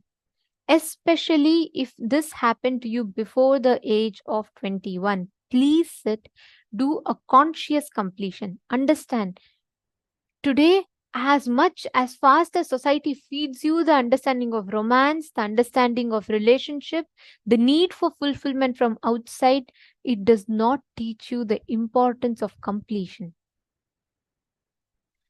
When you are young, when you are in your school, this is what people call as puppy love, right? In their school, they all first get, because of the hormonal up, you start feeling something inside, you feel something different is happening. And that instability on the inside, you start trying to get someone from outside to fulfill you. That security you look for outside. That's why in that age, whoever cares for you, whoever gives you attention, whoever gives you gifts, we all start feeling so attracted towards that person. Why? Because in that age, right after your body hits puberty, it is not just physical changes happens. The changes happens in physical, physiological, psychological, neurological levels. So when your body is going through that sudden surge of hormones, the sudden physiological changes, you are suddenly at a high, you're suddenly at a low. At this stage, even you are not clear about yourself. That is why you should not explore your body. You should not explore another person's body. Hinduism has a very strict principle. Only after the child graduates from Gurukul, the child can have any relationships. In Hinduism, it's very clear. The moment you enter Gurukul, you leave your identity, you leave your gender, everything outside. You wear the brahmachari, you take a brahmacharya, you live the life of a celibate. Because those 21 years, the first 21 years of your life, you begin understanding yourself. You form patterns, you form cognitions about life, you form cognitions about yourself, your gender. Only after 21, when you start understanding about the ups and downs, you are ready for actually getting into a relationship. Before that, if you have been into any relationship, understand, not just you have exploited yourself, you have exploited the other person also.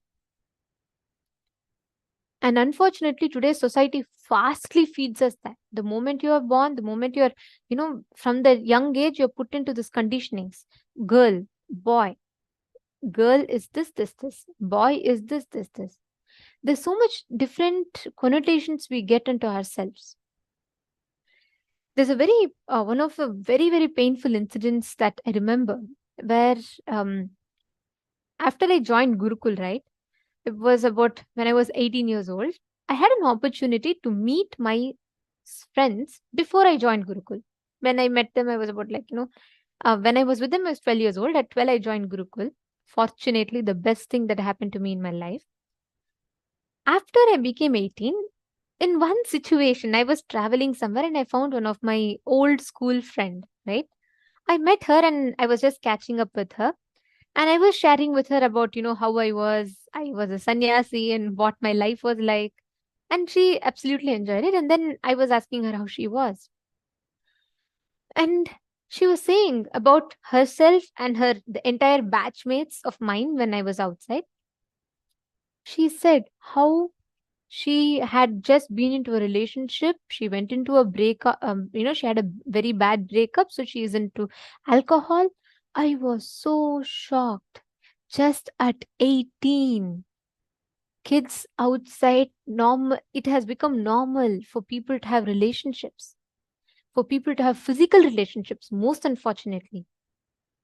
It is not wrong. Understand, like Swamiji said, Swamiji is not saying don't have children. Swamiji is not saying don't have physical relationship, but do not get into physical relationships when you are not clear about yourself. The divorce rates are increasing. People are having breakups. There's so much of child abuse, sexual abuse. There's so much rapes that is happening. Why? Because people are not clear inside them.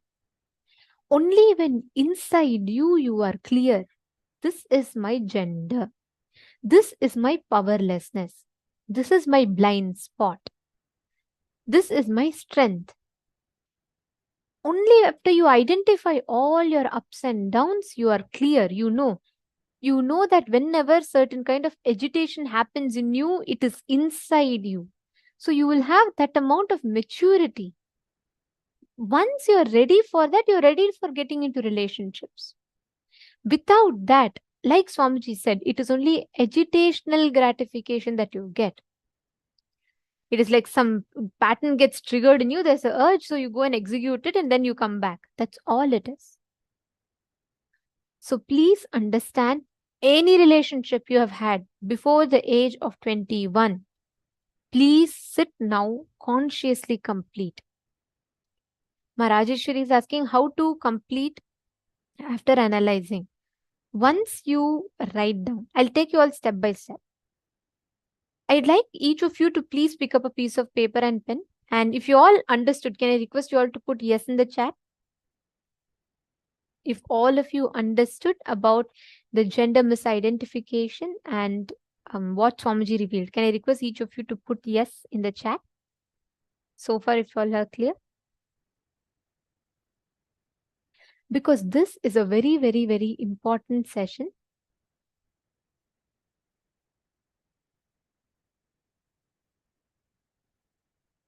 See, like Swamiji revealed, the sexual attraction is nothing to do with the gender of the opposite person. It is the grace we feel with the opposite person. Attraction is the quantity of the integrity that person's physical, physiological, psychological, conscious identity enjoys. All the attraction happens towards that grace. So we need to understand this science, and if we catch this science, we will know how to handle that ups and downs that happens inside of us. Yes, I see all of you have put yes. Okay, how about the others? I only see Ma Shante Fields, Ma Donna, and Ma Nithya Rajeshwari. What about Ma Nagalakshmi? Come on, can I request every one of you to put if you're clear?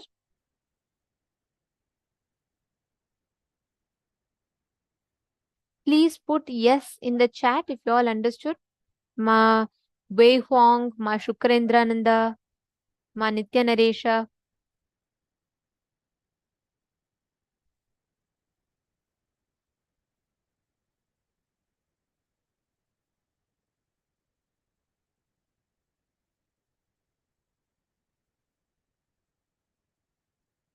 Okay, Ma Dahanananda. Okay, I see many of you have put. Okay, thank you. Now, I request each of you to do this. It's a very important process to do.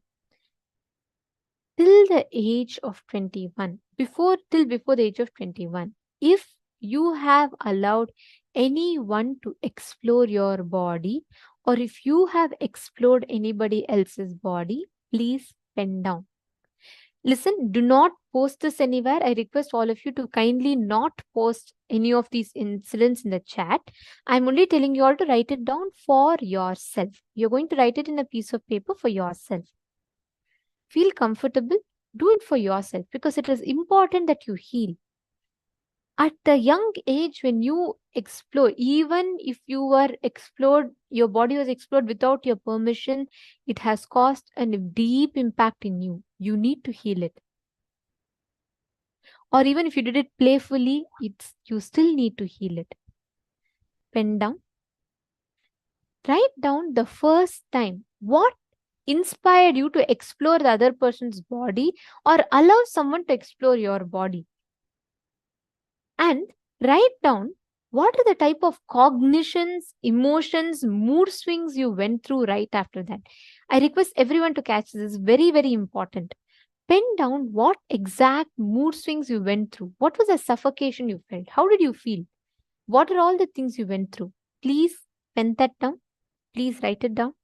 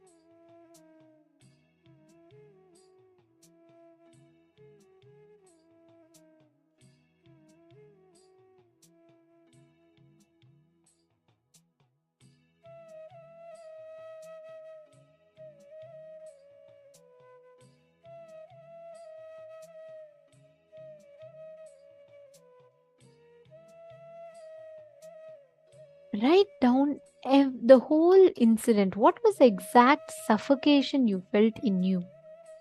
Pen down all the effects, side effects, after effects of you exploring the other body and other person exploring your body. Go through. Once you write down, relive and relieve, complete with that whole incident. You need to relive and you need to free yourself from that suffocation or that suffering that was carried in you. I request every one of you to do this very sincerely. It's a very, very important process. Please do not miss.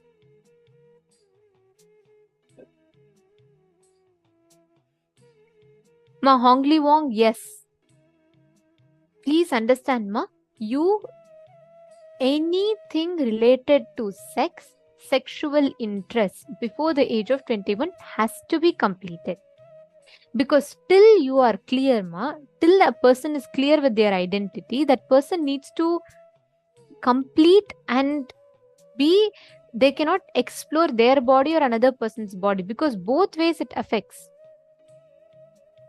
Actually, all of you can notice when you write this down, you will notice clearly how if you have explored your body, or let's say another person's body, or you explored another person, allowed another person to explore your body both ways, you will see after any such act, right, you will feel a lot of suffocation in you. You will not know how to handle that suffocation. How many of you are noticing that?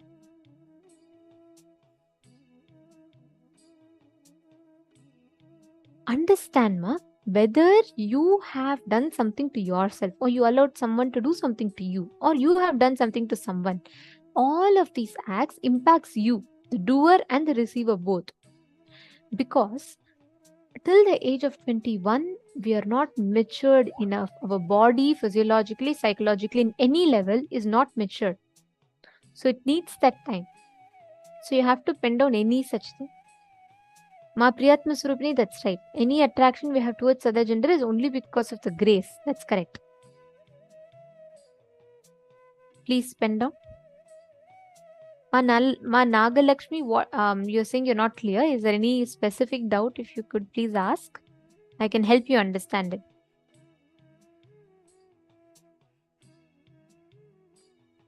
If you have a child and they're just growing up, somehow make them attend this one day. I always tell this because I feel like Swamiji has given me a golden childhood with just this one understanding. Our whole ideas of gender identity, the concepts of boyfriends, girlfriends, the whole concept is a hoax. It's a rude joke society has played on us. Because till we are clear, till we know the signs of completion, we are actually not ready for any relationships. If you have anyone who is below 21 years old, it is still not late. Just somehow, if possible, please get them. Let them attend this one day. Of course, today already the day has passed.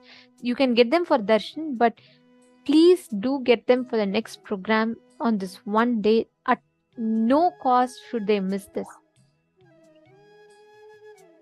Please pen down. I request each of you to write down and relive and complete. Let's all take 5 more minutes. Please pen down.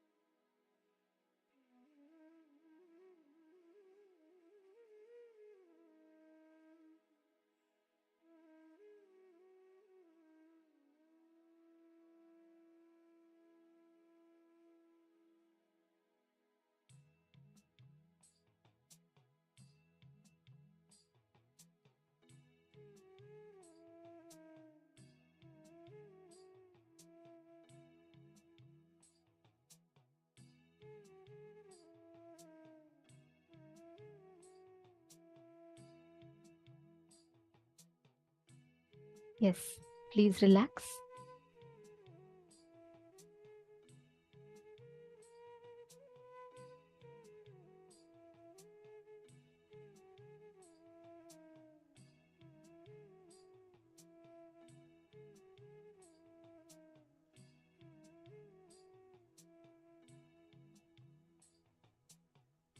Slowly, please relax. Hope all of you have had enough time to write the completion. See, this is a very, very powerful process, and just doing this will give so much of healing and completion in your inner space. You will be so ready to handle any relationships in life with this right understanding. And today we are going to be having a very, very beautiful initiation called the Akshara Matrika's initiation. And now we are going to be entering into a very important session where we'll be understanding about the Akshara Matrikas, what they are, and what is this exact initiation that we are going to be receiving today. Let's all enter into the session.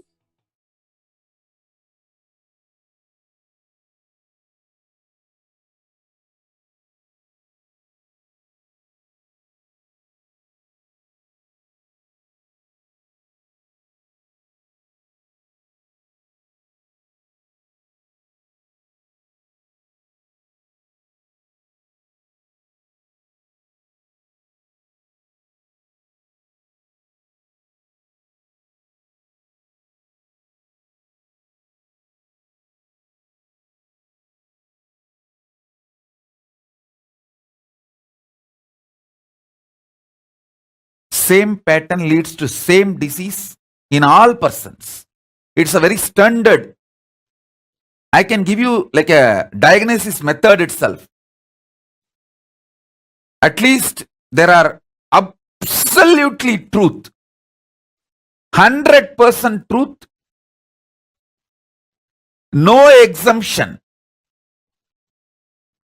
That kind of a clear description, the Hindu Materia Medica and the Hindu diagnosis method describes at least 400 pattern, 400 diseases. Very 100% sure this pattern leads to this disease in all persons, all 100% of the human beings. It doesn't change like that. There are 400 descriptions in Hindu diagnosis method. The original book is in Sanskrit and I have Tamil and English, both translations. Major patterns, OCD, and the disease it leads to is same in all human beings. It's actually the DNA of Mars. It's called, in English I don't know the word, in Tamil we call it Pavaram. Pavaram, in English coral. I think English it's called coral. The pure coral, CORAL. It is a DNA of Mangala Graha. The Mangala is called Mars in English. In Sanskrit we call him Mangala. And Angaraga. He is so big. He converts everything into Mangala, auspiciousness. He makes everything into auspicious. So during specific initiations, actually I am going to initiate all of you into this Mangalatva, auspicious now, auspicious energy, auspiciousness. That's why I am wearing the coral, Mangala. I am going to give you the 54 Matrukakshara initiation, bringing the Paramashiva's DNA through the planets and 54 sounds. Actually 56. 54 is known to human beings. Only for Devatas, the other two is known. So 56 sounds. We call it Matruka, Akshara Matrika. Going to use the 54 sound energy.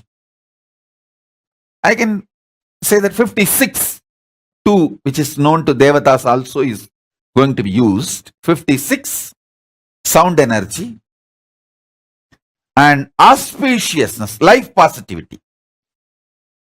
You will all feel intensely, romantically and sexually active and alive now, because all auspiciousness, body experiences as romance and intense sexual energy.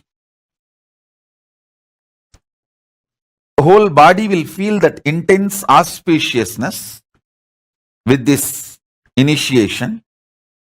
Whole life will feel very romantic and pleasant, and that bliss body, your bliss body will start manifesting. Many of you, when you are about to get the result of your hard work, you just break the whole thing. You know that 99% of the work is done. Within next 2 days or 3 days, the 100% is going to be done. It's like you are going to sign the deal. It may be buying a house, or marriage, or some relationship, or some business success, or some relationship with your team, or even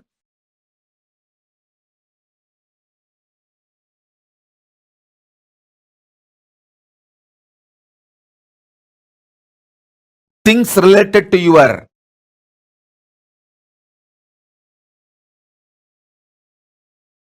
family or team or teamily, sometimes even your relationship with me.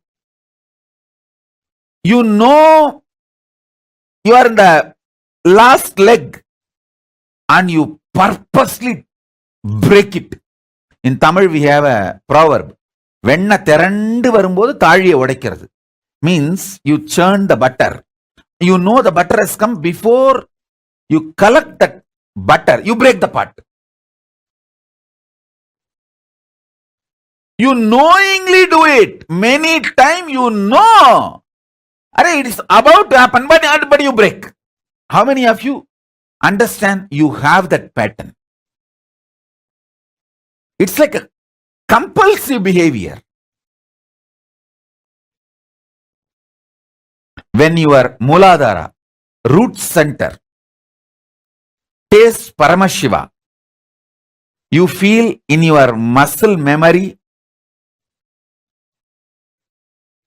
orgasm. In your biomemory,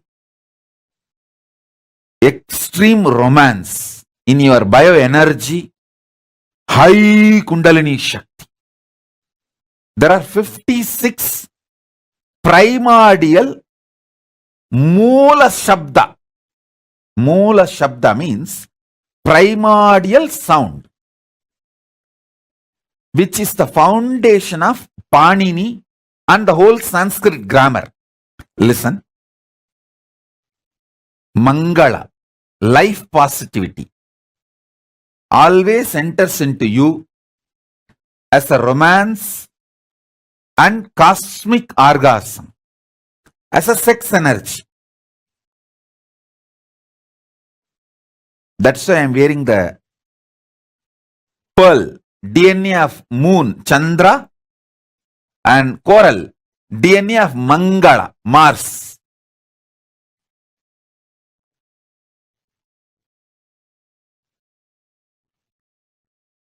I'll bring Paramashiva's DNA through the planets, put it inside your Muladhara Chakra.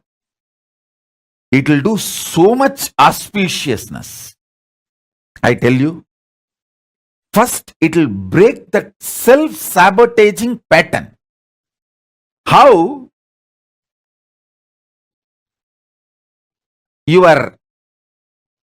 The compulsive behavior of breaking your own life when things are exactly on 99th%. You will do everything. The 100%, that last is going to happen. Tomorrow you are going to sign and today you will break it. Knowingly. That self-sabotaging pattern gets removed when Mangala, the Mars energy, manifests in you. Mars energy manifests in you when Paramashiva's DNA is put in your root chakra, Muladhara Chakra. Which planet does self-sabotaging? Rahu does it.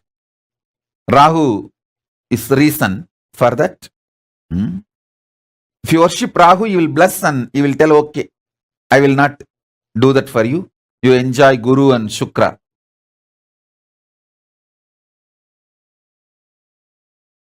Paramashiva beautifully says, in Kriya, in Puja, there is a special ritual called making yourself Divya Sariri. You invoke every part with the sacred syllable of Paramashiva's name. Paramashiva sits on the throne made out of 54 mantra. Not 52, 54. 52 Akshara, one spelled but doesn't have a script. Another one can neither be spelled nor written. So totally 54 Akshara.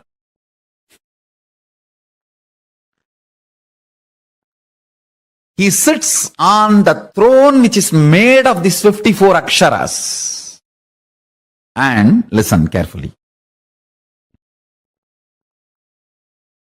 When you invoke those Aksharas in the various parts of your body, with the declaration, this part of the body, let it manifest Paramashiva and His glory, His state, space, powers and being and powerful cognitions. That part becomes Divya Sarira. If you do not feel pain during the multiple compound fracture, be guaranteed your body will not stink or rot or degrade when you leave the body. It will only be Jiva Samadhi. There will not be ordinary death. The body will not have any decay. Yoga Sarira doesn't decay. You become Divya Sarira.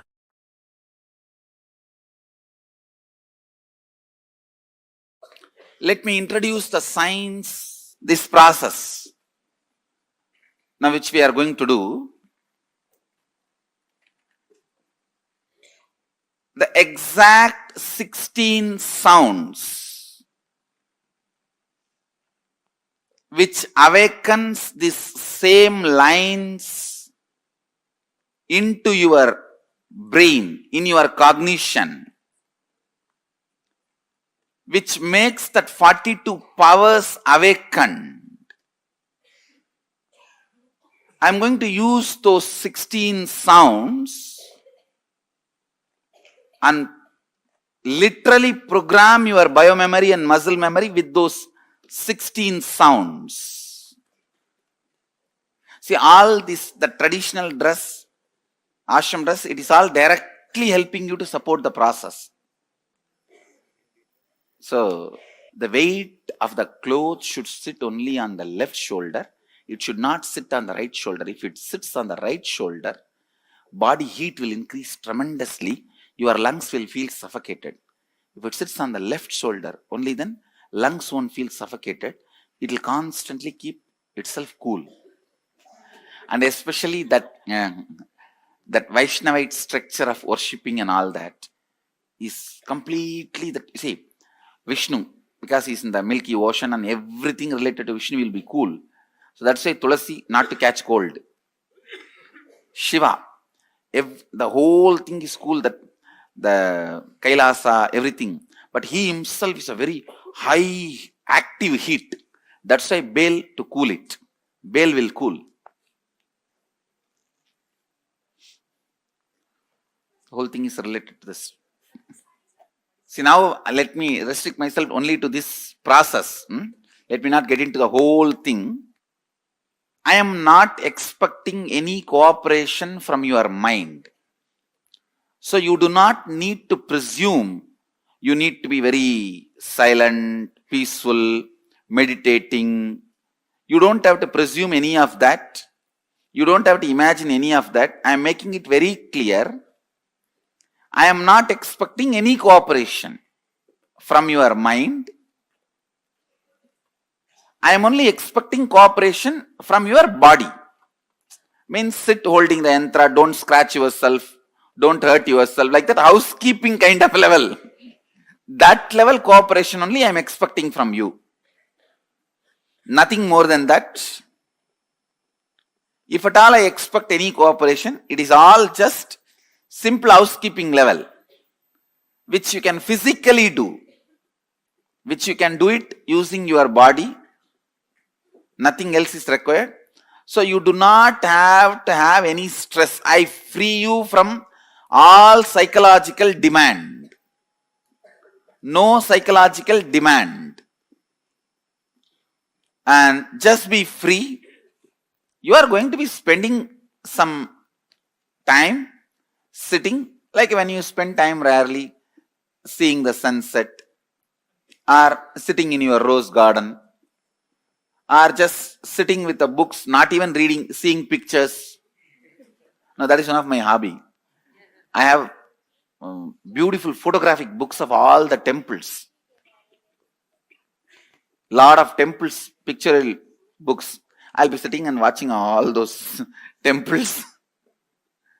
So how you casually spend?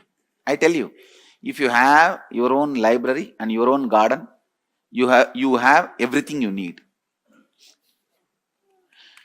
The garden which you love, where you spend time, and the library which you love, where you spend time. So how you spend time there? Like that, just sit. You don't have to plan. And if you are tensed, okay, be tensed. If you are relaxed, okay, be relaxed. I am not expecting any psychological cooperation from you. And you don't have to presume that you are supposed to be in any specific way. When I am chanting those 16 syllables, you may feel the shooting pains in the body, which will be getting released. It's like the hot flash kind of a thing. But it will not give you any suffering. Don't worry. Don't be afraid. If you are having knee pain, suddenly you will see in the knee hot flash kind of a thing. A kind of a needle entering or that kind of feelings, but it will disappear immediately.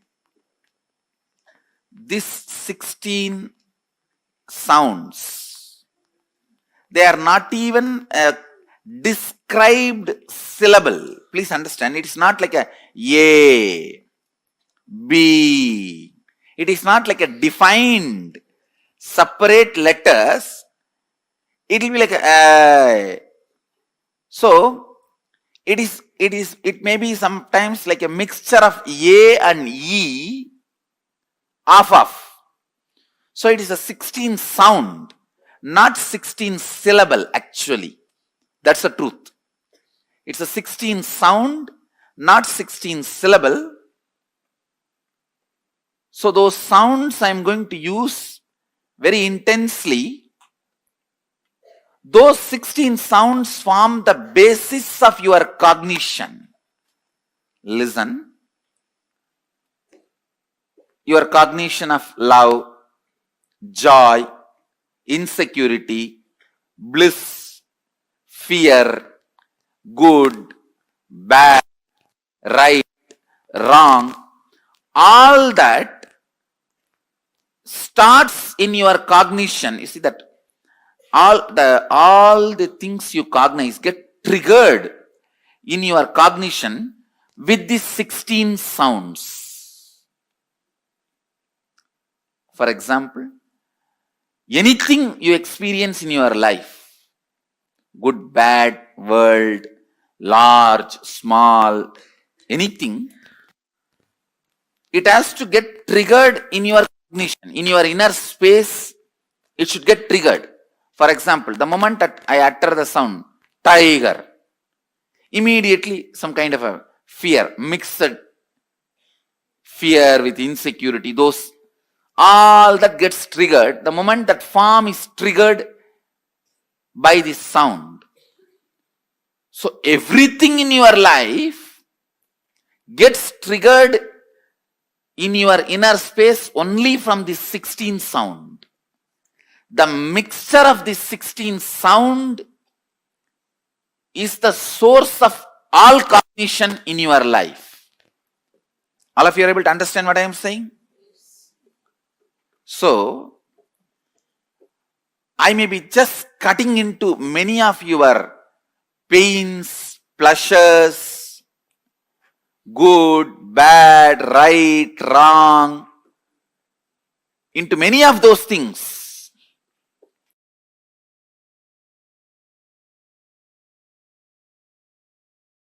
Number one, Brahma Dhyanam means being in that ultimate Parabrahma, Paramashiva, Parandama, which is the ultimate. Paramam, Paramatma, Paramashakti. All these words you can use. That Paramam, ultimate. Being in that Paramam, that is called Brahma Dhyanam. Brahma Aksharam, the syllable which puts you in that space. Mahaksharam, Brahma Aksharam. That Brahma Aksharam is this 3 dot. You can see in my own Guru's handwriting, Brahma Dhyanam, that word in Tamil it is written, and 3 dot. That 3 dot is the Brahma Akshara, ultimate mantra, which puts you in Samadhi immediately. And now I will give you precise cognition. This 3 dot means, understand, there is something in you which you don't need to remember. It is there 24 hours. When you are waking state, when you are in dream state, when you are in deep sleep state, it is there. Even during deep sleep it is there. That is why after sleep when you come out you say, I slept so well. So it is there. You don't need to remember it. And you can't forget it. It is there. Which you don't need to remember, which you can't forget, and that only remembers everything. These 3 qualities put together, there is something in you. That is Arunachala. That is Paramatma. That is Paramashiva. That is Parabrahma. That is Parandama. That is Paramashakti. That is Paramaguru. And that is Paramatma. Listen. Listen to this 3 statement. This 3 only you need to remember. Which is there in me, which I don't need to remember. First.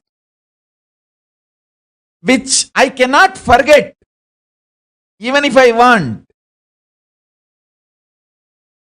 Third, that only remembers everything,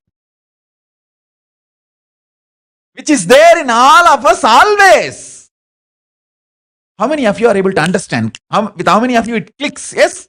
Yes? Raise your hand. If it clicks with you, raise your hand. This is exactly Arunachala.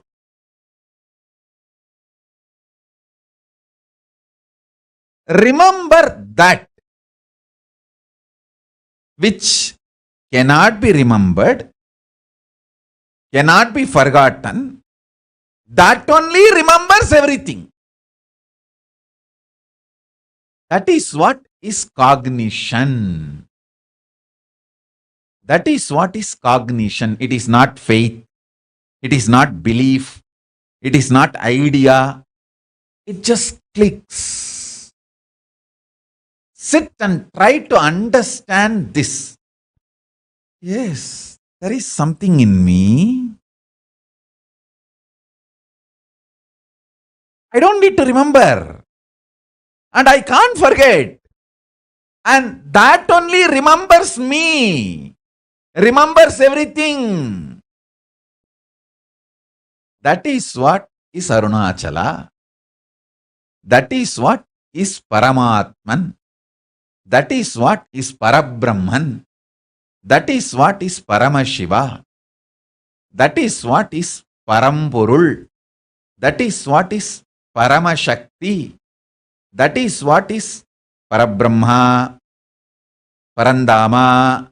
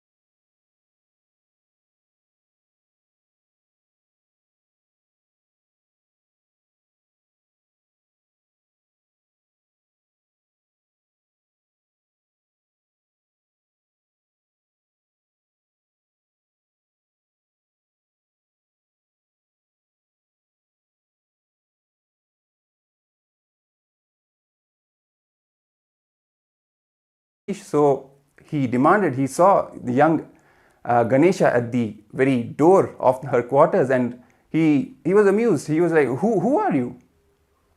Let me in. But he did not allow him. He said, my mother has told me that I am not supposed to let anyone in, so I cannot let you in.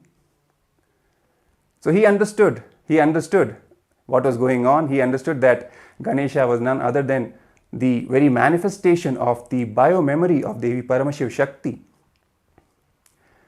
And he also understood that the boy is yet immature because he only carries the Devi's bio-memory. And he, Paramashiva, has to impart his own bio-energy to the young boy to complete him, to make him the complete manifestation of both Paramashiva and Paramashiv Shakti.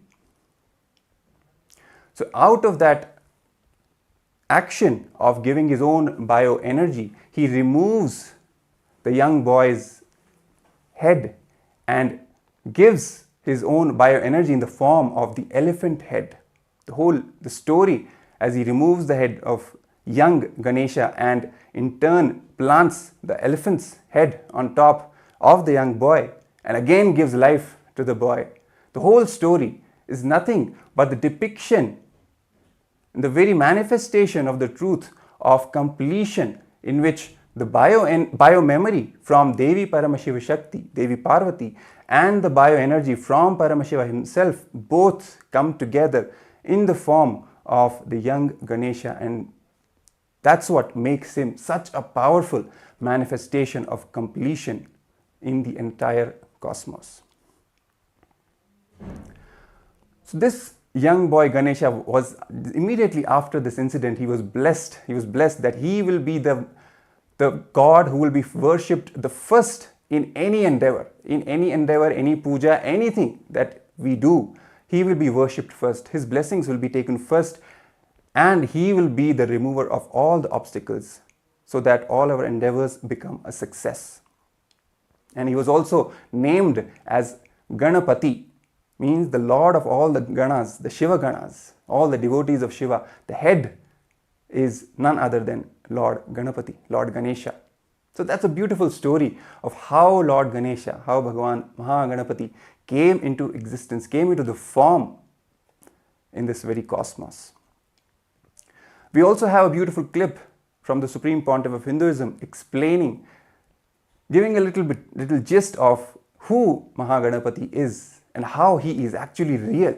It's not just a story, it's not just some fantasy or some ideas, depicted in the form of some allegory. No, he is actually real. He is a living deity, living intelligence who responds to us. So without wasting any time, let's watch that clip from the Supreme Pontiff of Hinduism. Direct message from Kailasa on this auspicious occasion, Ganesha Chaturthi.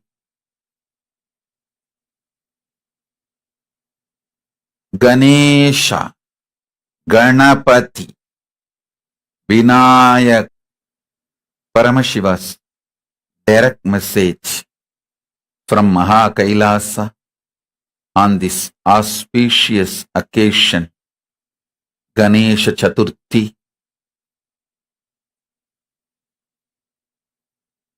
Ganesha, Ganapati, Vinayaka is real.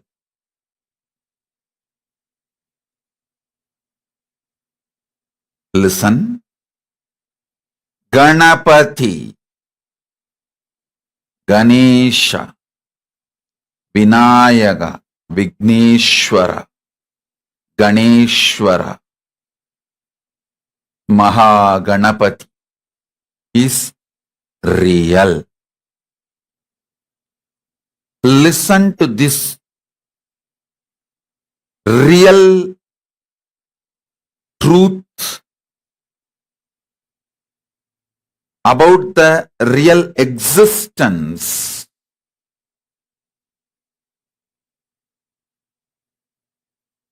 Ganesha, Mahaganapati is real. He is living, alive, independent, intelligent, power.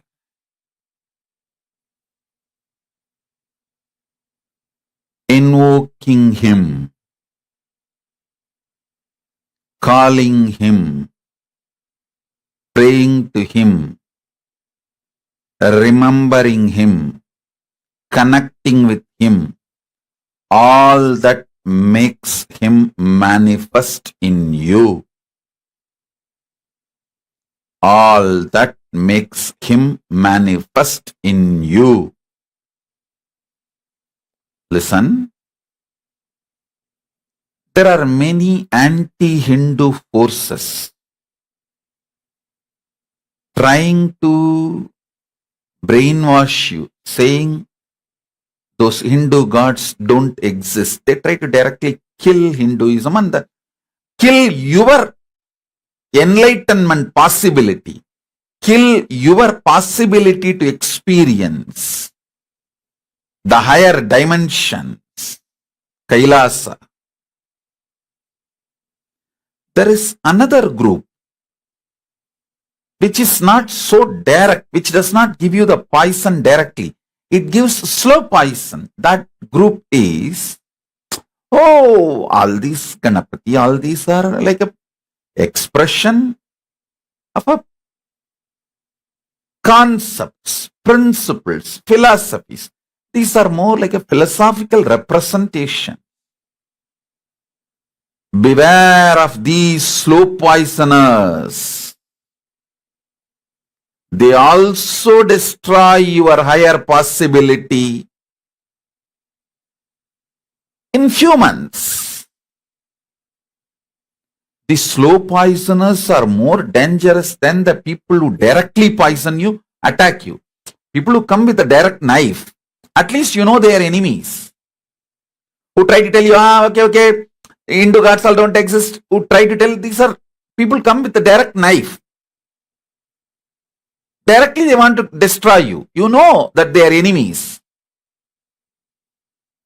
But these slow poisoners are the most dangerous. And you get seduced by them. They appear so naive, sweet, almost like Hindu gurus, accepting almost the Hinduism, but very subtle way they put the poison in you. Listen, the poison they put is too much. The poison is,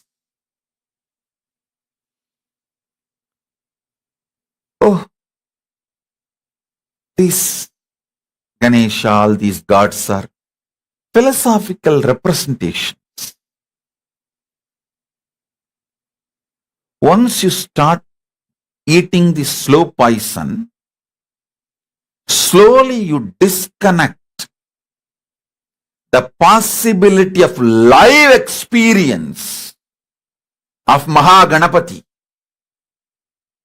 My Guru has told me very beautiful word. See, when I was maybe 10, 11,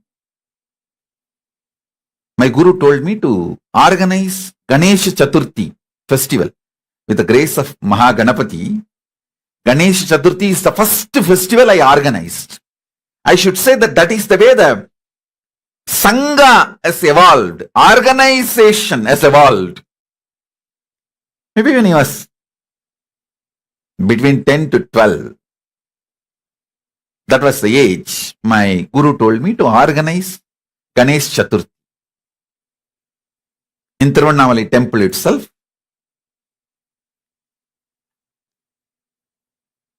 So I asked her, Kuppammal, it's Vibhuda Devi, and what all I should do, and her inputs, advice, guidance. The first thing she said, when you fed Ganapati and Ganapati ate at the age of 3, what did you think at that time? What was your mind? What was your inner space? I said, I just know Ganapati is there, and if I give him food, he will eat. She said, go with that same exact, precise inner space. She told beautifully in Tamil,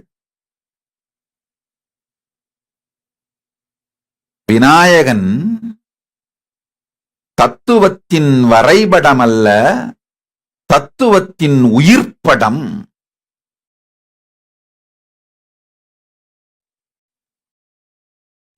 Tattuvattin Uyirpadu, Tattuvattin Varaipadu alla. He is not philosophical representation, he is manifestation of philosophy. He is not a concept drawn, he is living being, independent intelligence.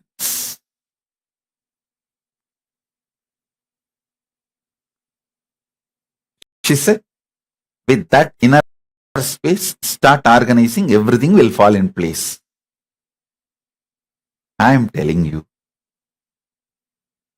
that's the most beautiful gift I received from my Guru, directly from Mahaganapati, Prasada of Mahaganapati. You can see this photograph. Young kid organizing and It was a lot of work at that time. Maybe I'll narrate these details. Nithyanandam? Yes. So as we saw, the Supreme Pontiff of Hinduism beautifully describing about the reality of Bhagavan Ganesha, Bhagavan Sri Mahaganapati, stressing upon this point again and again, and don't ever fall for this trap laid by the Hindu media elements, the anti-Hindu, anti-spiritual elements who infuse this poisonous idea into the minds of especially the young Hindu youth, that all these gods and goddesses are mere ideas. There are some who just completely deny the existence altogether, but even more cunning and in a covert way, how they destroy the very bhakti, the very connection which we are supposed to have with the deities. How they destroy that connection by infusing the poisonous ideas, like the gods and the goddesses are not real, they are mere fiction or just the representations of some ideas, some philosophical concepts or some psychological concepts, some archetypes or whatever the terms they use, which is absolutely not true. Because all the deities, all the gods and goddesses are real, they are living beings with independent intelligence who respond to whatever we ask them. We can talk to them and they respond to us. As the Supreme Pontiff of Hinduism was also describing how his own life started with Mahaganapati. Every aspect of his life, personal life, public life, the whole journey of establishment of Kailasa on planet Earth itself started with Mahaganapati and his blessings. How at the age of 3, he had the great experience when he fed Ganesha with his own hands, and Mahaganapati himself came and received what he offered, the food that he offered, giving him also the experience of that oneness, the space of completion at that time. And how a few years down the line, when his first celebration, the festival of Ganesh Chaturthi was the first program or the event that he organized along with his friends in a very coordinated, proper way, making sure all the things are attended to and the event is made a success. Again, Sri Mahaganapati's blessings, starting the whole manifestation of Kailasa with that one event, public event, personal event being Ganesha himself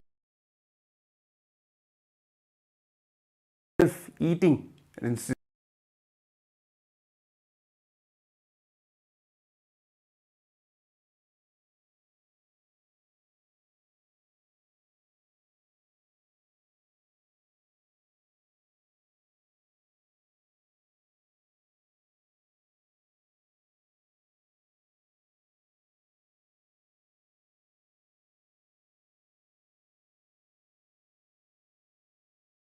receiving the food that the Supreme Pontiff of Hinduism offered.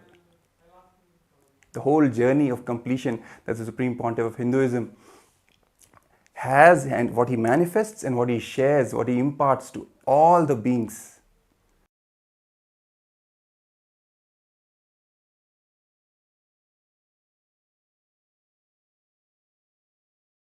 With Mahaganapati. And he also says, the Supreme Pontiff of Hinduism also says that he is the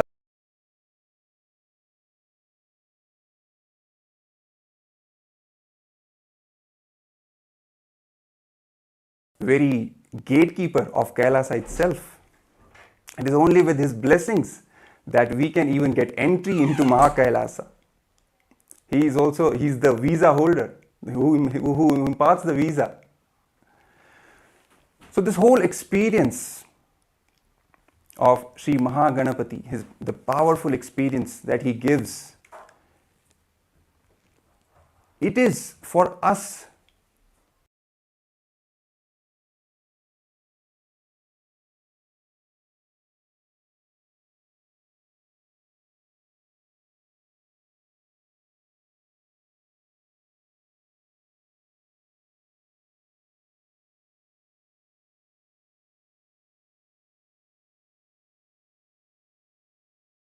of Sri Mahaganapati with 4 hands, with upper left and right hands holding Pasha and Ankusha.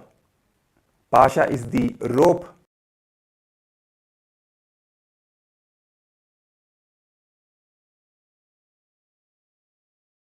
time the noose, the Ankusha, it is the representative of the power of unclutching. So that even the thoughts that we have themselves cannot retain in our inner space with the power of unclutching. So with these representations, Mahaganapati holds the key to spontaneous completion. He imparts that same space of spontaneous completion to all his devotees.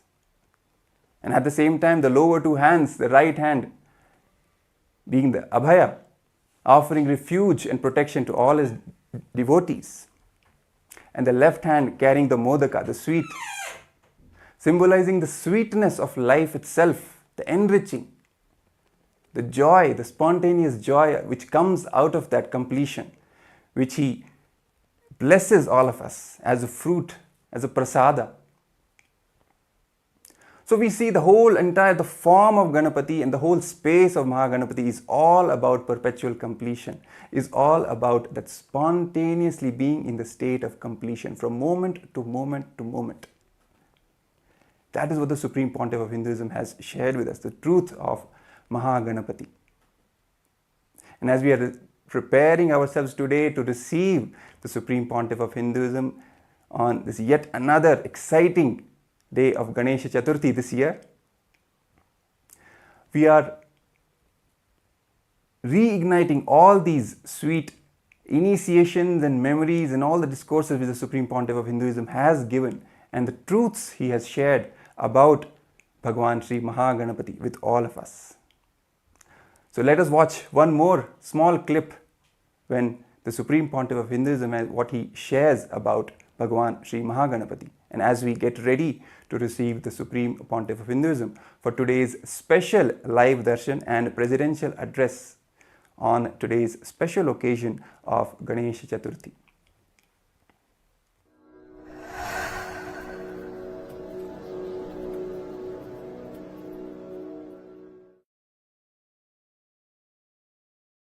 Let's enter into today's satsang.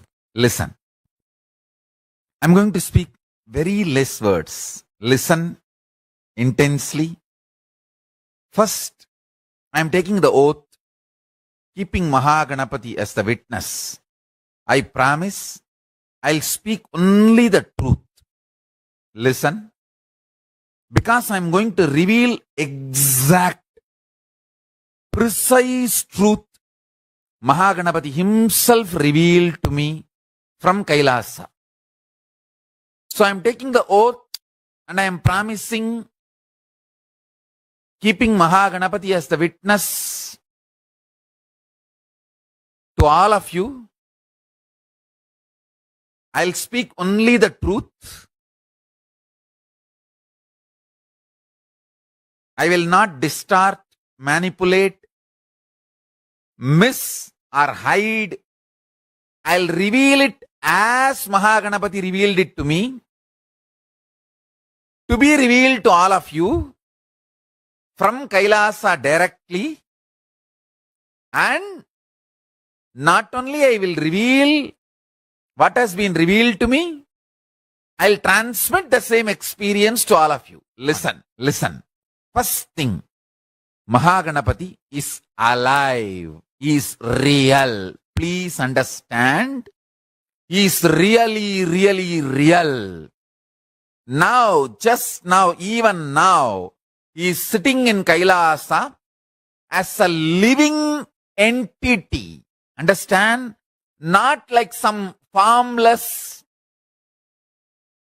He is formless also, but with form also as a living being intensely. How much you feel you are alive. More than that. Listen. More than that. Listen, listen, listen.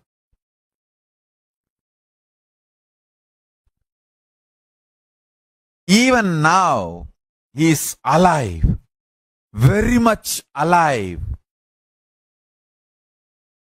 How intensely you feel you are alive, much more intensely he is alive.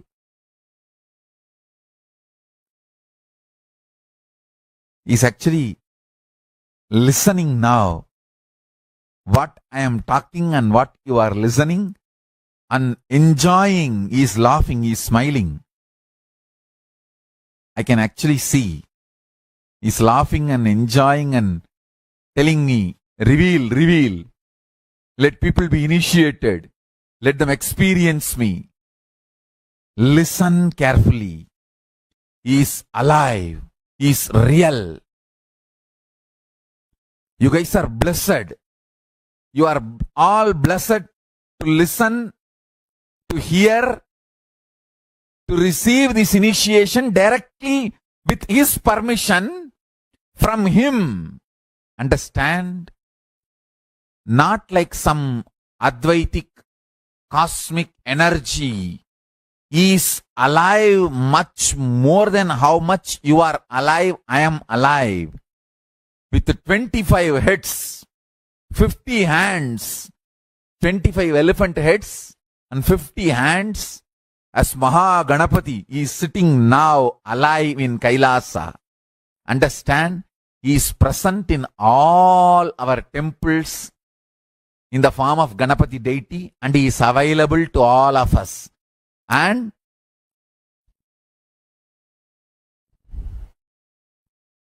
he is also accepting all our devotion, our prayers, our respects, and all the offerings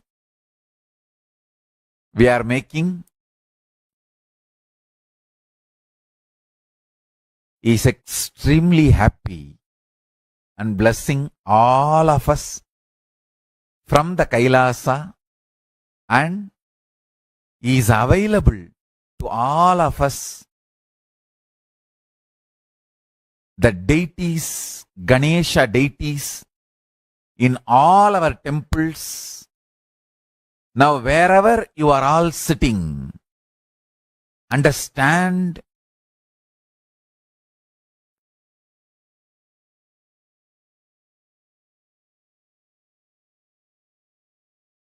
he is alive, he is available, he is ecstatic and blessing all of us, accepting all our prayers, love, devotion, offerings. He is even happily counting what all the items you offered. He is looking around, accepting all the food you offered, and he is also extremely compassionate. Don't think he is compassionate as per your imagination. He is extremely compassionate in a different scale altogether. Mischievous, naughty, not just eating, throwing all the food you offer, enjoying, celebrating. He is beyond any procedures, systems. He is extremely loving, blissful. Understand? I am describing him as he is now.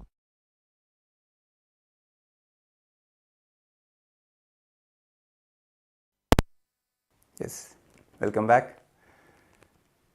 What a way of describing Bhagavan Sri Mahaganapati. Listening to the revelations directly from the Supreme Pontiff of Hinduism, who is the very living manifestation of Paramashiva, who is the very embodiment of Mahaganapati himself. The very space of Mahaganapati simply becomes our reality. When the Supreme Pontiff of Hinduism describes in the most jovial way how in complete completion and joy and bliss Bhagavan Ganesha is, even mischievous and naughty, and at the same time most compassionate, beyond even our own scale of judging compassion. His very state of perpetual completion becomes our reality. Simply the smile starts manifesting on our face, and our whole space just shifts. And as we are getting ready to receive the Supreme Pontiff of Hinduism in the live darshan today, on the special occasion of Ganesha Chaturthi, it's also important to mention that Kailasas from all over the world, all the global temples, the spiritual embassies of Kailasa are celebrating Ganesha Chaturthi. In fact, this whole Ganesha Chaturthi Brahmotsavam, it has been such a joyful celebration with so many auspicious rituals, celebrations, homas, abhishekams that were offered all over the world in various temples. For example, even yesterday in Kailasa in Ohio, very major 2 homas were held on this special occasion of Ganesh Chaturthi. One Ayudha Modaka Ganapati Moolamantra Homa and Ashtotra Shatakamalena Mahalakshmi Homa. These 2 grand homas were celebrated with great joy in Kailasa in Ohio. And at the same time in Kailasa in Los Angeles, a grand Maha Abhishekam was also offered to Bhagavan Mahaganapati.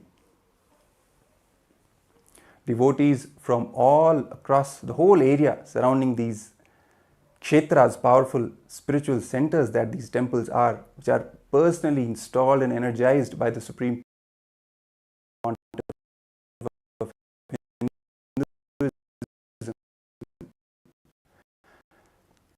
The devotees flock took part in these celebrations of Ganesha, offering food to the deity.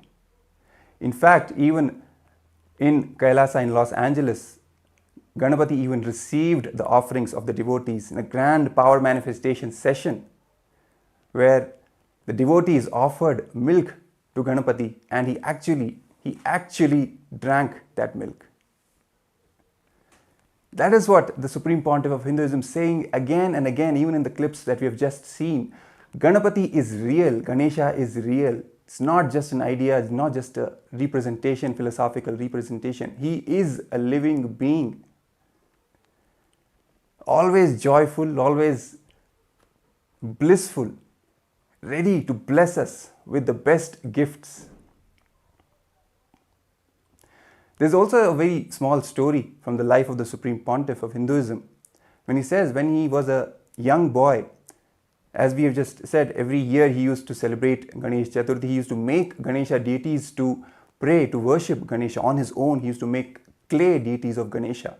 So one day what happened is one of his neighbors, one of the neighbor grandmothers, she made a statement that, why are you wasting time with the clay deities? Just buy from the market and worship.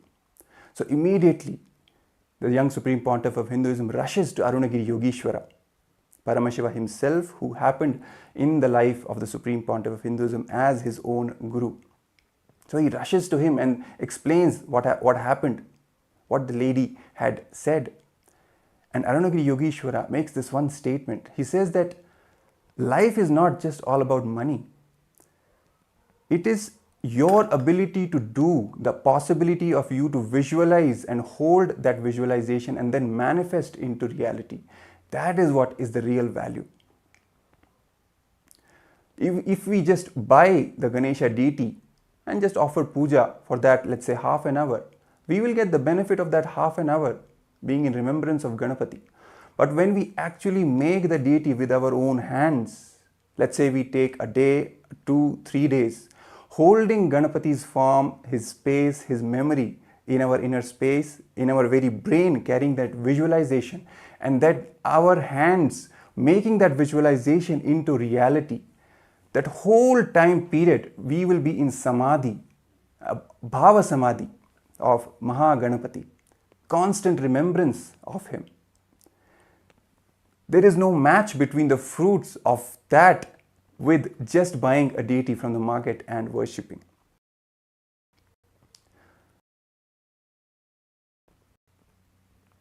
as a remembrance of the same act, all the devotees taking part in Ration Chaturthi from all over the world, all the Kailasas from all over, they are in this by own Ganesha deities and then making the offerings to that deity. So that ultimately it is the inner space where Ganapati has to manifest, and from that inner space the outer manifestation will begin. And for that inner manifestation to happen, this simple exercise of making your own deity, clay deity or a sandal paste deity, whatever, turmeric, anything, and then offering to that deity, it holds a completely different value. And the Supreme Pontiff of Hinduism has shared from his own life how Arunagiri Yogeshwara himself initiated him into this powerful truth. And we will be projecting the pictures of these celebrations from Kailasas all over the world, the global temples, especially Kailasa in Ohio, Kailasa in Los Angeles, showing you how the celebrations have been happening, have been taking place. Mahabhishekumas, devotees feeding the Ganesha, making the Ganesha with their own hands, feeding, offering the food, having the prasadam, reinstating that simple attachment to Mahaganapati in their own lives. And as we started this whole show today by remembering the truth that the Supreme Pontiff of Hinduism has shared, that Ganesha is real, he is not just an idea. He is not just a representation, some philosophical truth of intelligence or this or that. No, all those are just poisonous ideas which are meant to destroy our simple connection, simple bhakti with our deities, our chosen Ishtadevatas. And also remembering from the powerful story when the Supreme Pontiff of Hinduism himself fed Mahaganapati when he was just at the age of 3, a young boy. The whole experience as initially he that Ganapati should eat the food that he is offering, but initially he was not eating. So the young boy, the Supreme Pontiff of Hinduism, he started intimidating his Ganesha deity, threatening that I will throw you in the well if you don't eat. All these things that he did, but ultimately none of that worked. Finally, he got a click from the life of the sage Nambiyanar Nambi, how he did ultimate tyaga, and then from that space he approached Mahaganapati. That click is what changed the entire space of the Supreme Pontiff of Hinduism, the young Supreme Pontiff of Hinduism at that time. His whole state of logic and the wrong logic, the tarka and kutarka, it went beyond both of them into vitarka state, where you have simple connection. There is no logic, and at the same time there is no wrong logic itself. Logic would be, yes, I am offering, I am devoted, Ganesha should eat. Wrong logic should be threatening, for example, what happened. He went through both of these and then beyond with that click and entered into the space of vitarka. Vitarka, as the Supreme Pontiff of Hinduism explains, is the straight umbilical cord connection, the power line, where simply all the truths manifest, the connection strengthens, and we get initiated into the Bhava Samadhi of that deity.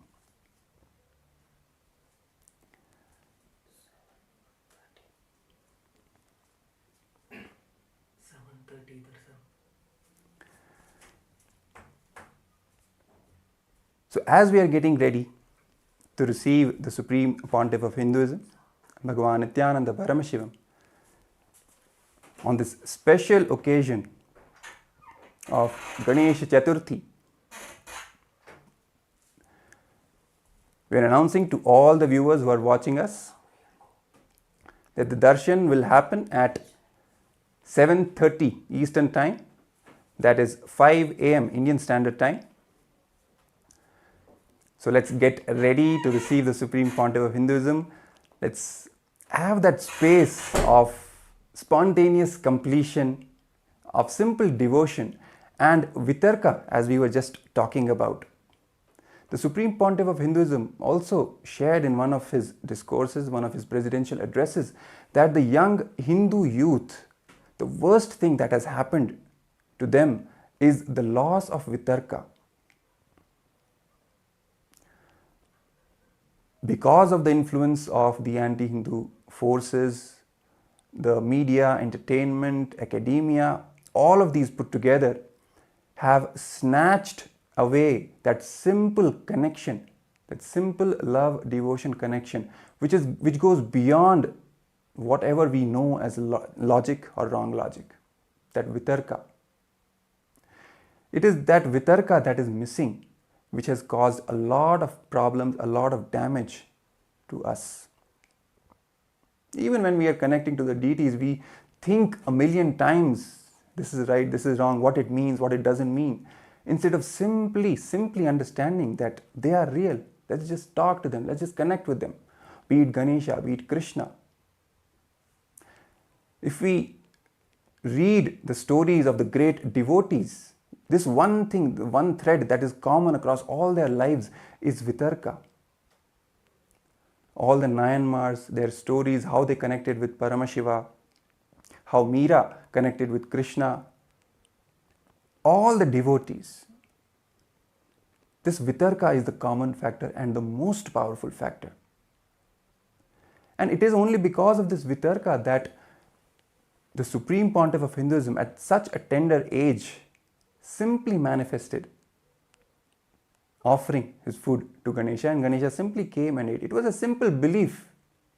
Simple, not even belief, it just knows. He just knows. He will come and eat. That's all. That is what the Supreme Pontiff of Hinduism is trying to inculcate in us today, in all of us, the modern day Hindus, especially the Hindu youth, connecting us back to our roots, connecting us back to the deities, to gods and goddesses, giving the statement that they are all real. Just connect with them. They will respond to you. It is He who gives us the confidence that they will respond. And based on that confidence itself, we see devotees all across the globe manifesting left and right. For example, this power of feeding milk to Ganesha. That's how this happened yesterday. Simple vitarka. The vitarka that was initiated by the Supreme Pontiff of Hinduism in all the devotees, in all the disciples. With that vitarka, simply connecting with Ganesha, with Mahaganapati, and he comes and receives the offerings that we are making. Let's also watch another small clip of the Supreme Pontiff of Hinduism talking about Bhagavan Sri Mahaganapati, sharing some more truths. And we'll come back and get ready for today's grand special darshan, which is going to start at 7:30 Eastern Time and 5 a.m. Indian Standard Time. So be ready. Let's watch this small clip of the Supreme Pontiff of Hinduism sharing and revealing the truths about Bhagavan Sri Mahaganapati. Akshara Samarambha Nithyanandeshwari Madhyama Asmadacharya Paryantam Vande Guru Paramparam.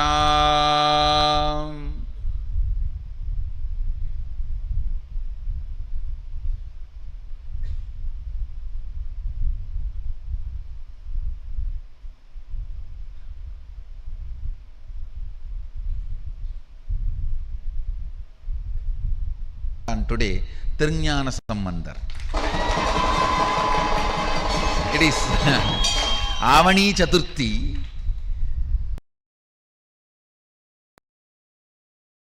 Also appeared the auspicious day of Ganesha's appearance, I welcome everyone who is sitting with us through Nithyananda TV, Facebook Live, YouTube Live, two-way video conferencing, everyone. Long list, so I welcome all of you with my love and blessings. First, let us receive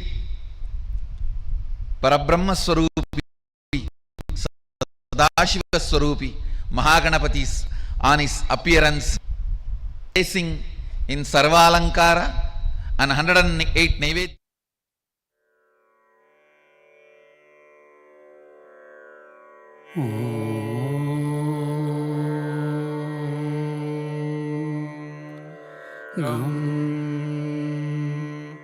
Ananda Ganapataye Namaha.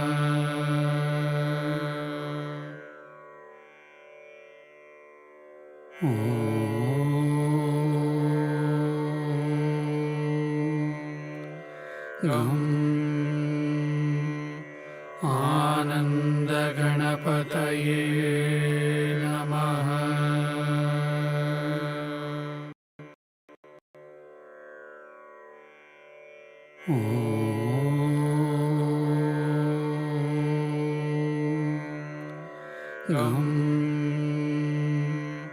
Ananda Ganapataye Namaha.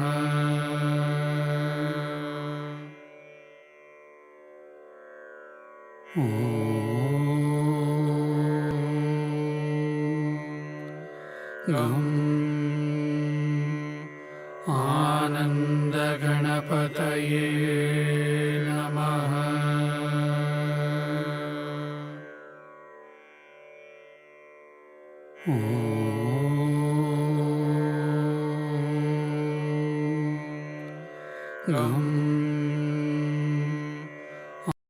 Ananda Ganapataye Namaha.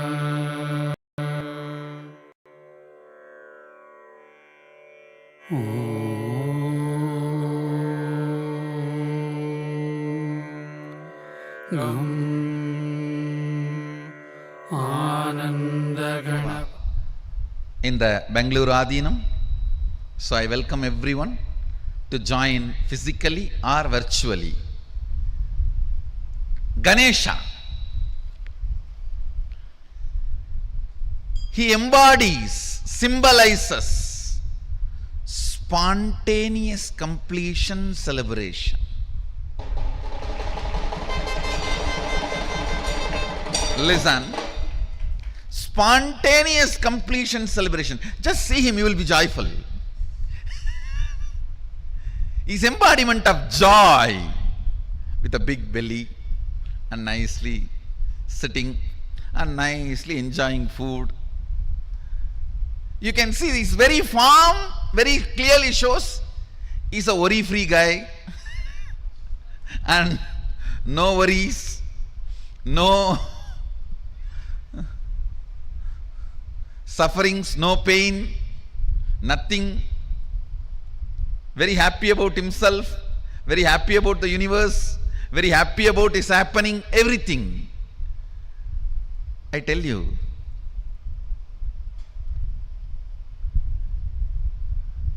his very way he appeared, the way he happened, if you see the whole story,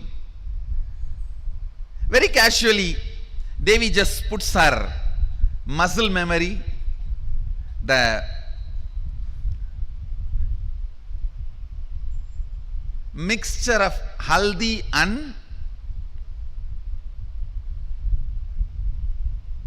I don't know what do you call in English, the aravanam in Tamil they say, the leaf you make as a paste and decorate on your mehendi, they call it. The haldi which she applied on her and the mehendi, she just pulled out with her muscle memory and makes Ganapati, and breathes life into it, and the child is playing around outside.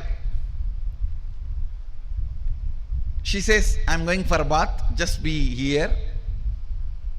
Then Sadashiva walks in. Some of the stupid interpretations say Sadashiva did not recognize his own son. How can it be? Who recognized the whole universe? How can it be? No. He knows he need to add his part into him.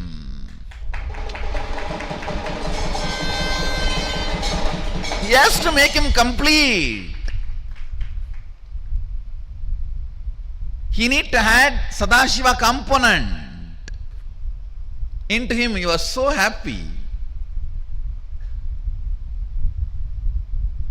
He just need to add his component. So he playfully picks a fight with him. Hey, who are you? That fellow says, hey, who are you? You are coming to my house? You are asking me, who are you? I am the son of the owner of this house. Who are you? He says, no, I am the owner of this house. I have to go inside. He says, no, my mother is taking bath. You cannot go inside now. Hey, I am the owner of this house. You are not letting me inside. In that playful fight, he removes the ignorance of Adi Ganapati. Understand? He removes the ignorance of Adi Ganapati. Because he is made of only the matter, Adi Shakti, Prakriti. Now Sadashiva need to add the Purusha, the bioenergy into it.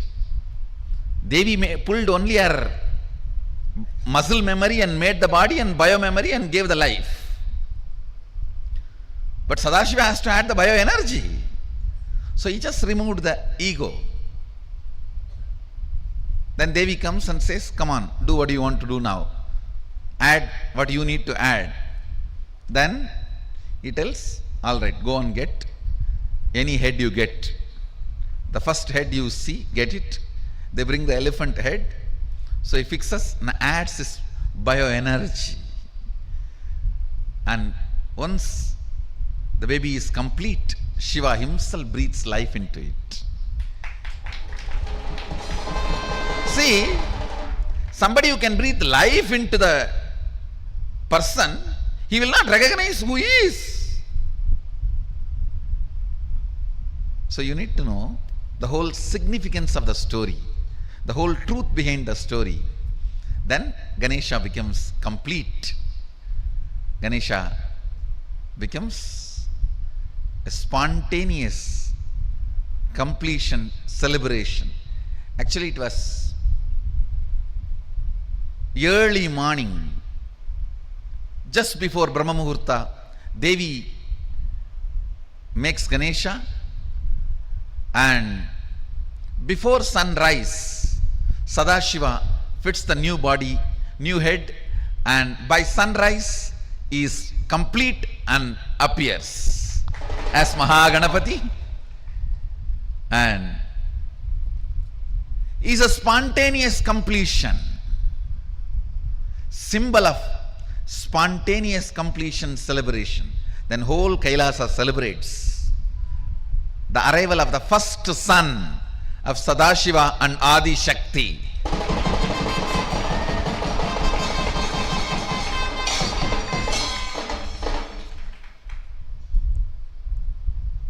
Is the embodiment, symbol of spontaneous completion celebration.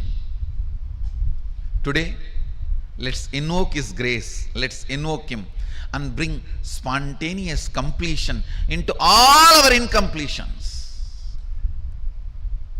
Let your idea about your body be based on completion. Let your idea about your mind be based on completion. Let your idea about your wealth be based on completion. Let your idea about your health be based on completion. Let your idea about your beauties be based on completion. Let your idea about others be based on completion. Let your idea about everything, understand, weakest way of existing is fear. Let that fear be blasted by Mahaganapati's spontaneous completion celebration. Invoke him. He is easy to approach. Asudosha. Asudosha means easily pleased. Easy to approach.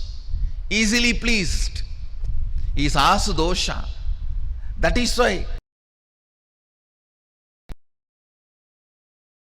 you can approach him in any way. Yeah.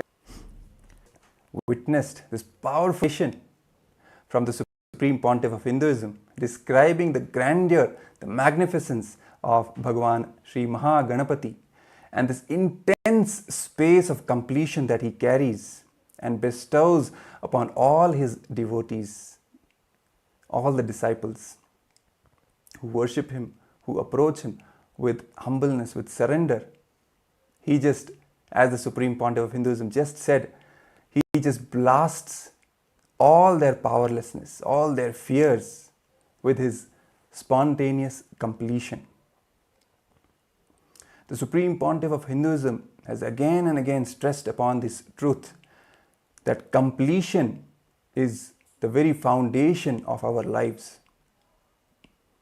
Not even a single moment we should allow any incompletions inside us, any powerlessness inside us. The moment we start allowing incompletions, the moment we start giving legitimacy to the incompletions inside us, it is like we declaring that we don't have any control over our own life, which is actually not true. It is just the state of irresponsibility that gets induced in us by the delusion of these incompletions. So the moment any incompletions come, the moment they arise in us, simply remembering our Guru, the Supreme Pontiff of Hinduism, who is the very embodiment of Mahaganapati's space of perpetual completion. Simply that prasada of spontaneous, instant completion happens inside us, without any need to logically go through all the whatever it is, the thoughts, the thought currents to reach any conclusion. No. Simply a simple decision to complete induces that space of completion. When we just realize that all the incompletions are not even real in the first place, they are just delusion made up by our mind. So we don't even have to fight them, just ignore them. It makes them completely redundant. And we come back to the space of spontaneous completion. As even we were talking about earlier, Mahaganapati's form, when he holds the Pasha and Ankusha in his two hands, Ankusha is the touching. The moment any incompletion arises, simply unclutch from that. And we fall back into the state of completion, of restful awareness. The Supreme Pontiff of Hinduism also, from the space of Mahaganapati, the way he is joyful, he is blissful all the time, we should also be energetic, always pro-life, deciding for life, joyful, energetic, excited, working on different things, different projects, taking on multiple things at the same time.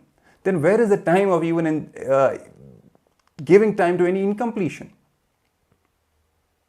From his own life, he shares a story of when he organized the Ganesh Chaturthi festival for the first time. That's how the whole journey began.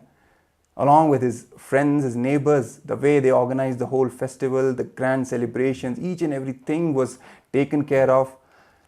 The Supreme Pontiff of Hinduism at that young age involved himself in all the aspects. He was a painter, he was a musician also, he was a sculptor, he was the accountant as well.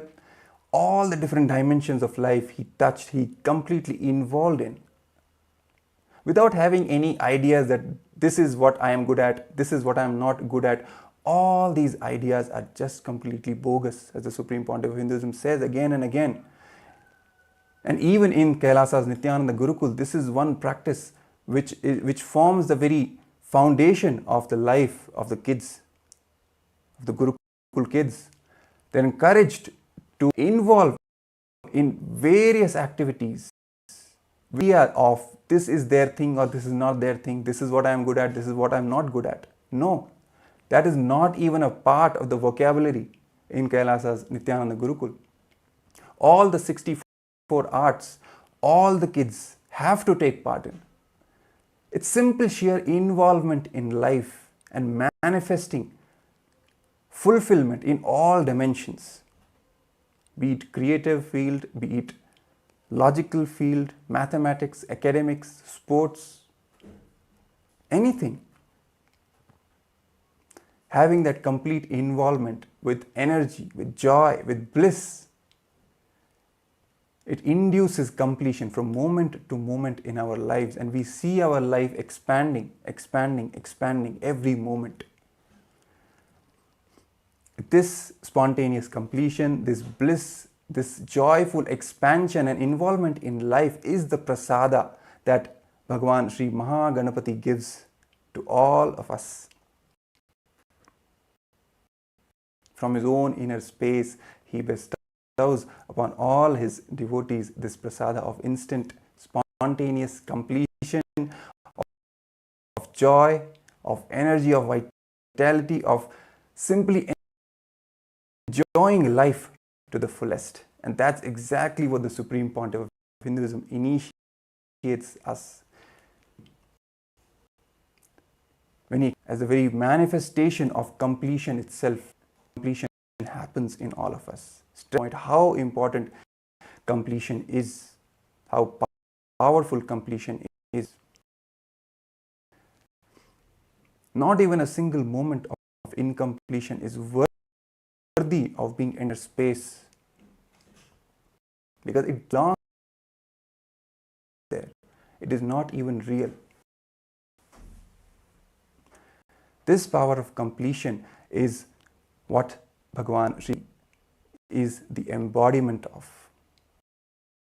It's the power of completion, power of consciousness.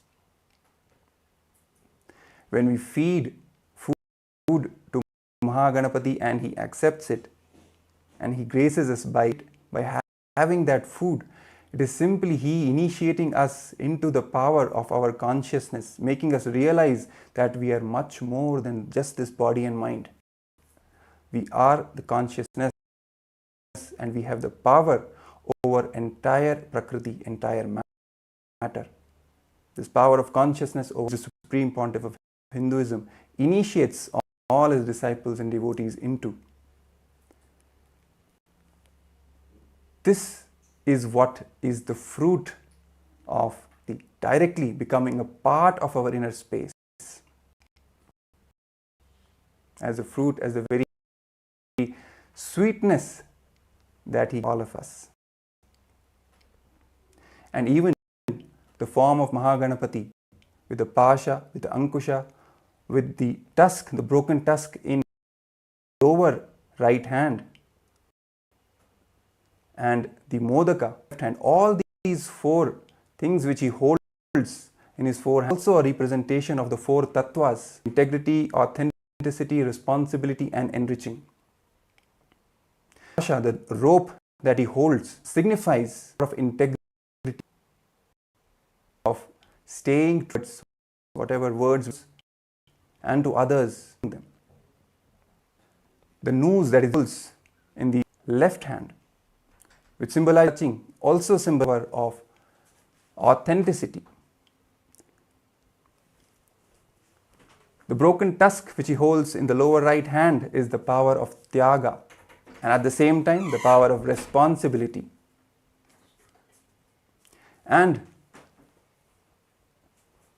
the modaka is the enriching, the power of enriching, with which he bestows the sweetness, the best gifts to all of us. So as we prepare ourselves to receive the Supreme Pontiff of Hinduism, today on this special occasion of Ganesha Chaturthi, when the Supreme Pontiff of Hinduism will be gracing us all with the live darshan and the presidential address, Let us remember all these truths that the Supreme Pontiff of Hinduism shares about Bhagavan Sri Mahaganapati, and let us invoke the same space of instant completion, of spontaneous completion in ourselves, carrying the space of devotion and gratitude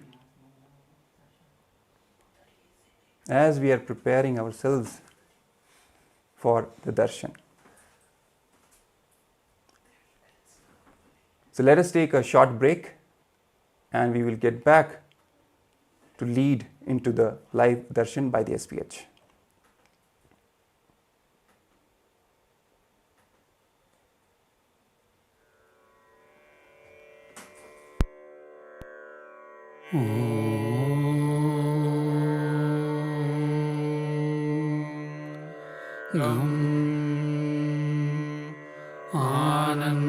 आनन्दगणपतये नमः।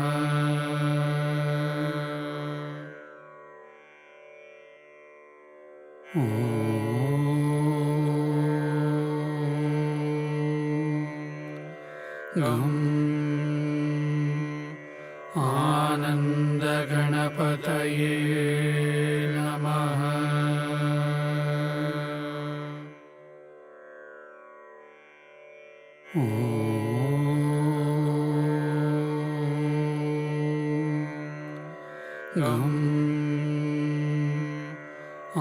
आनन्दगणपतये नमः।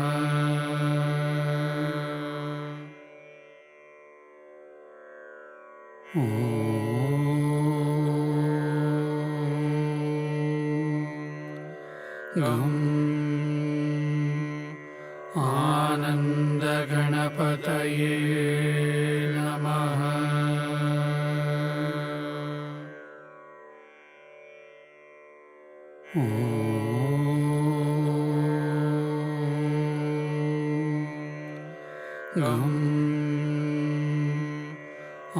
आनन्दगणपतये नमः।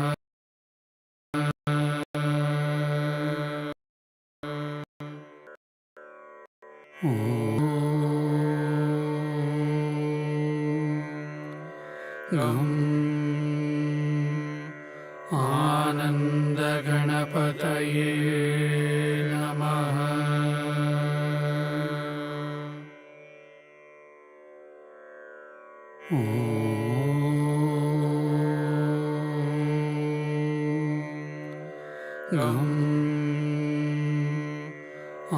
आनन्दगणपतये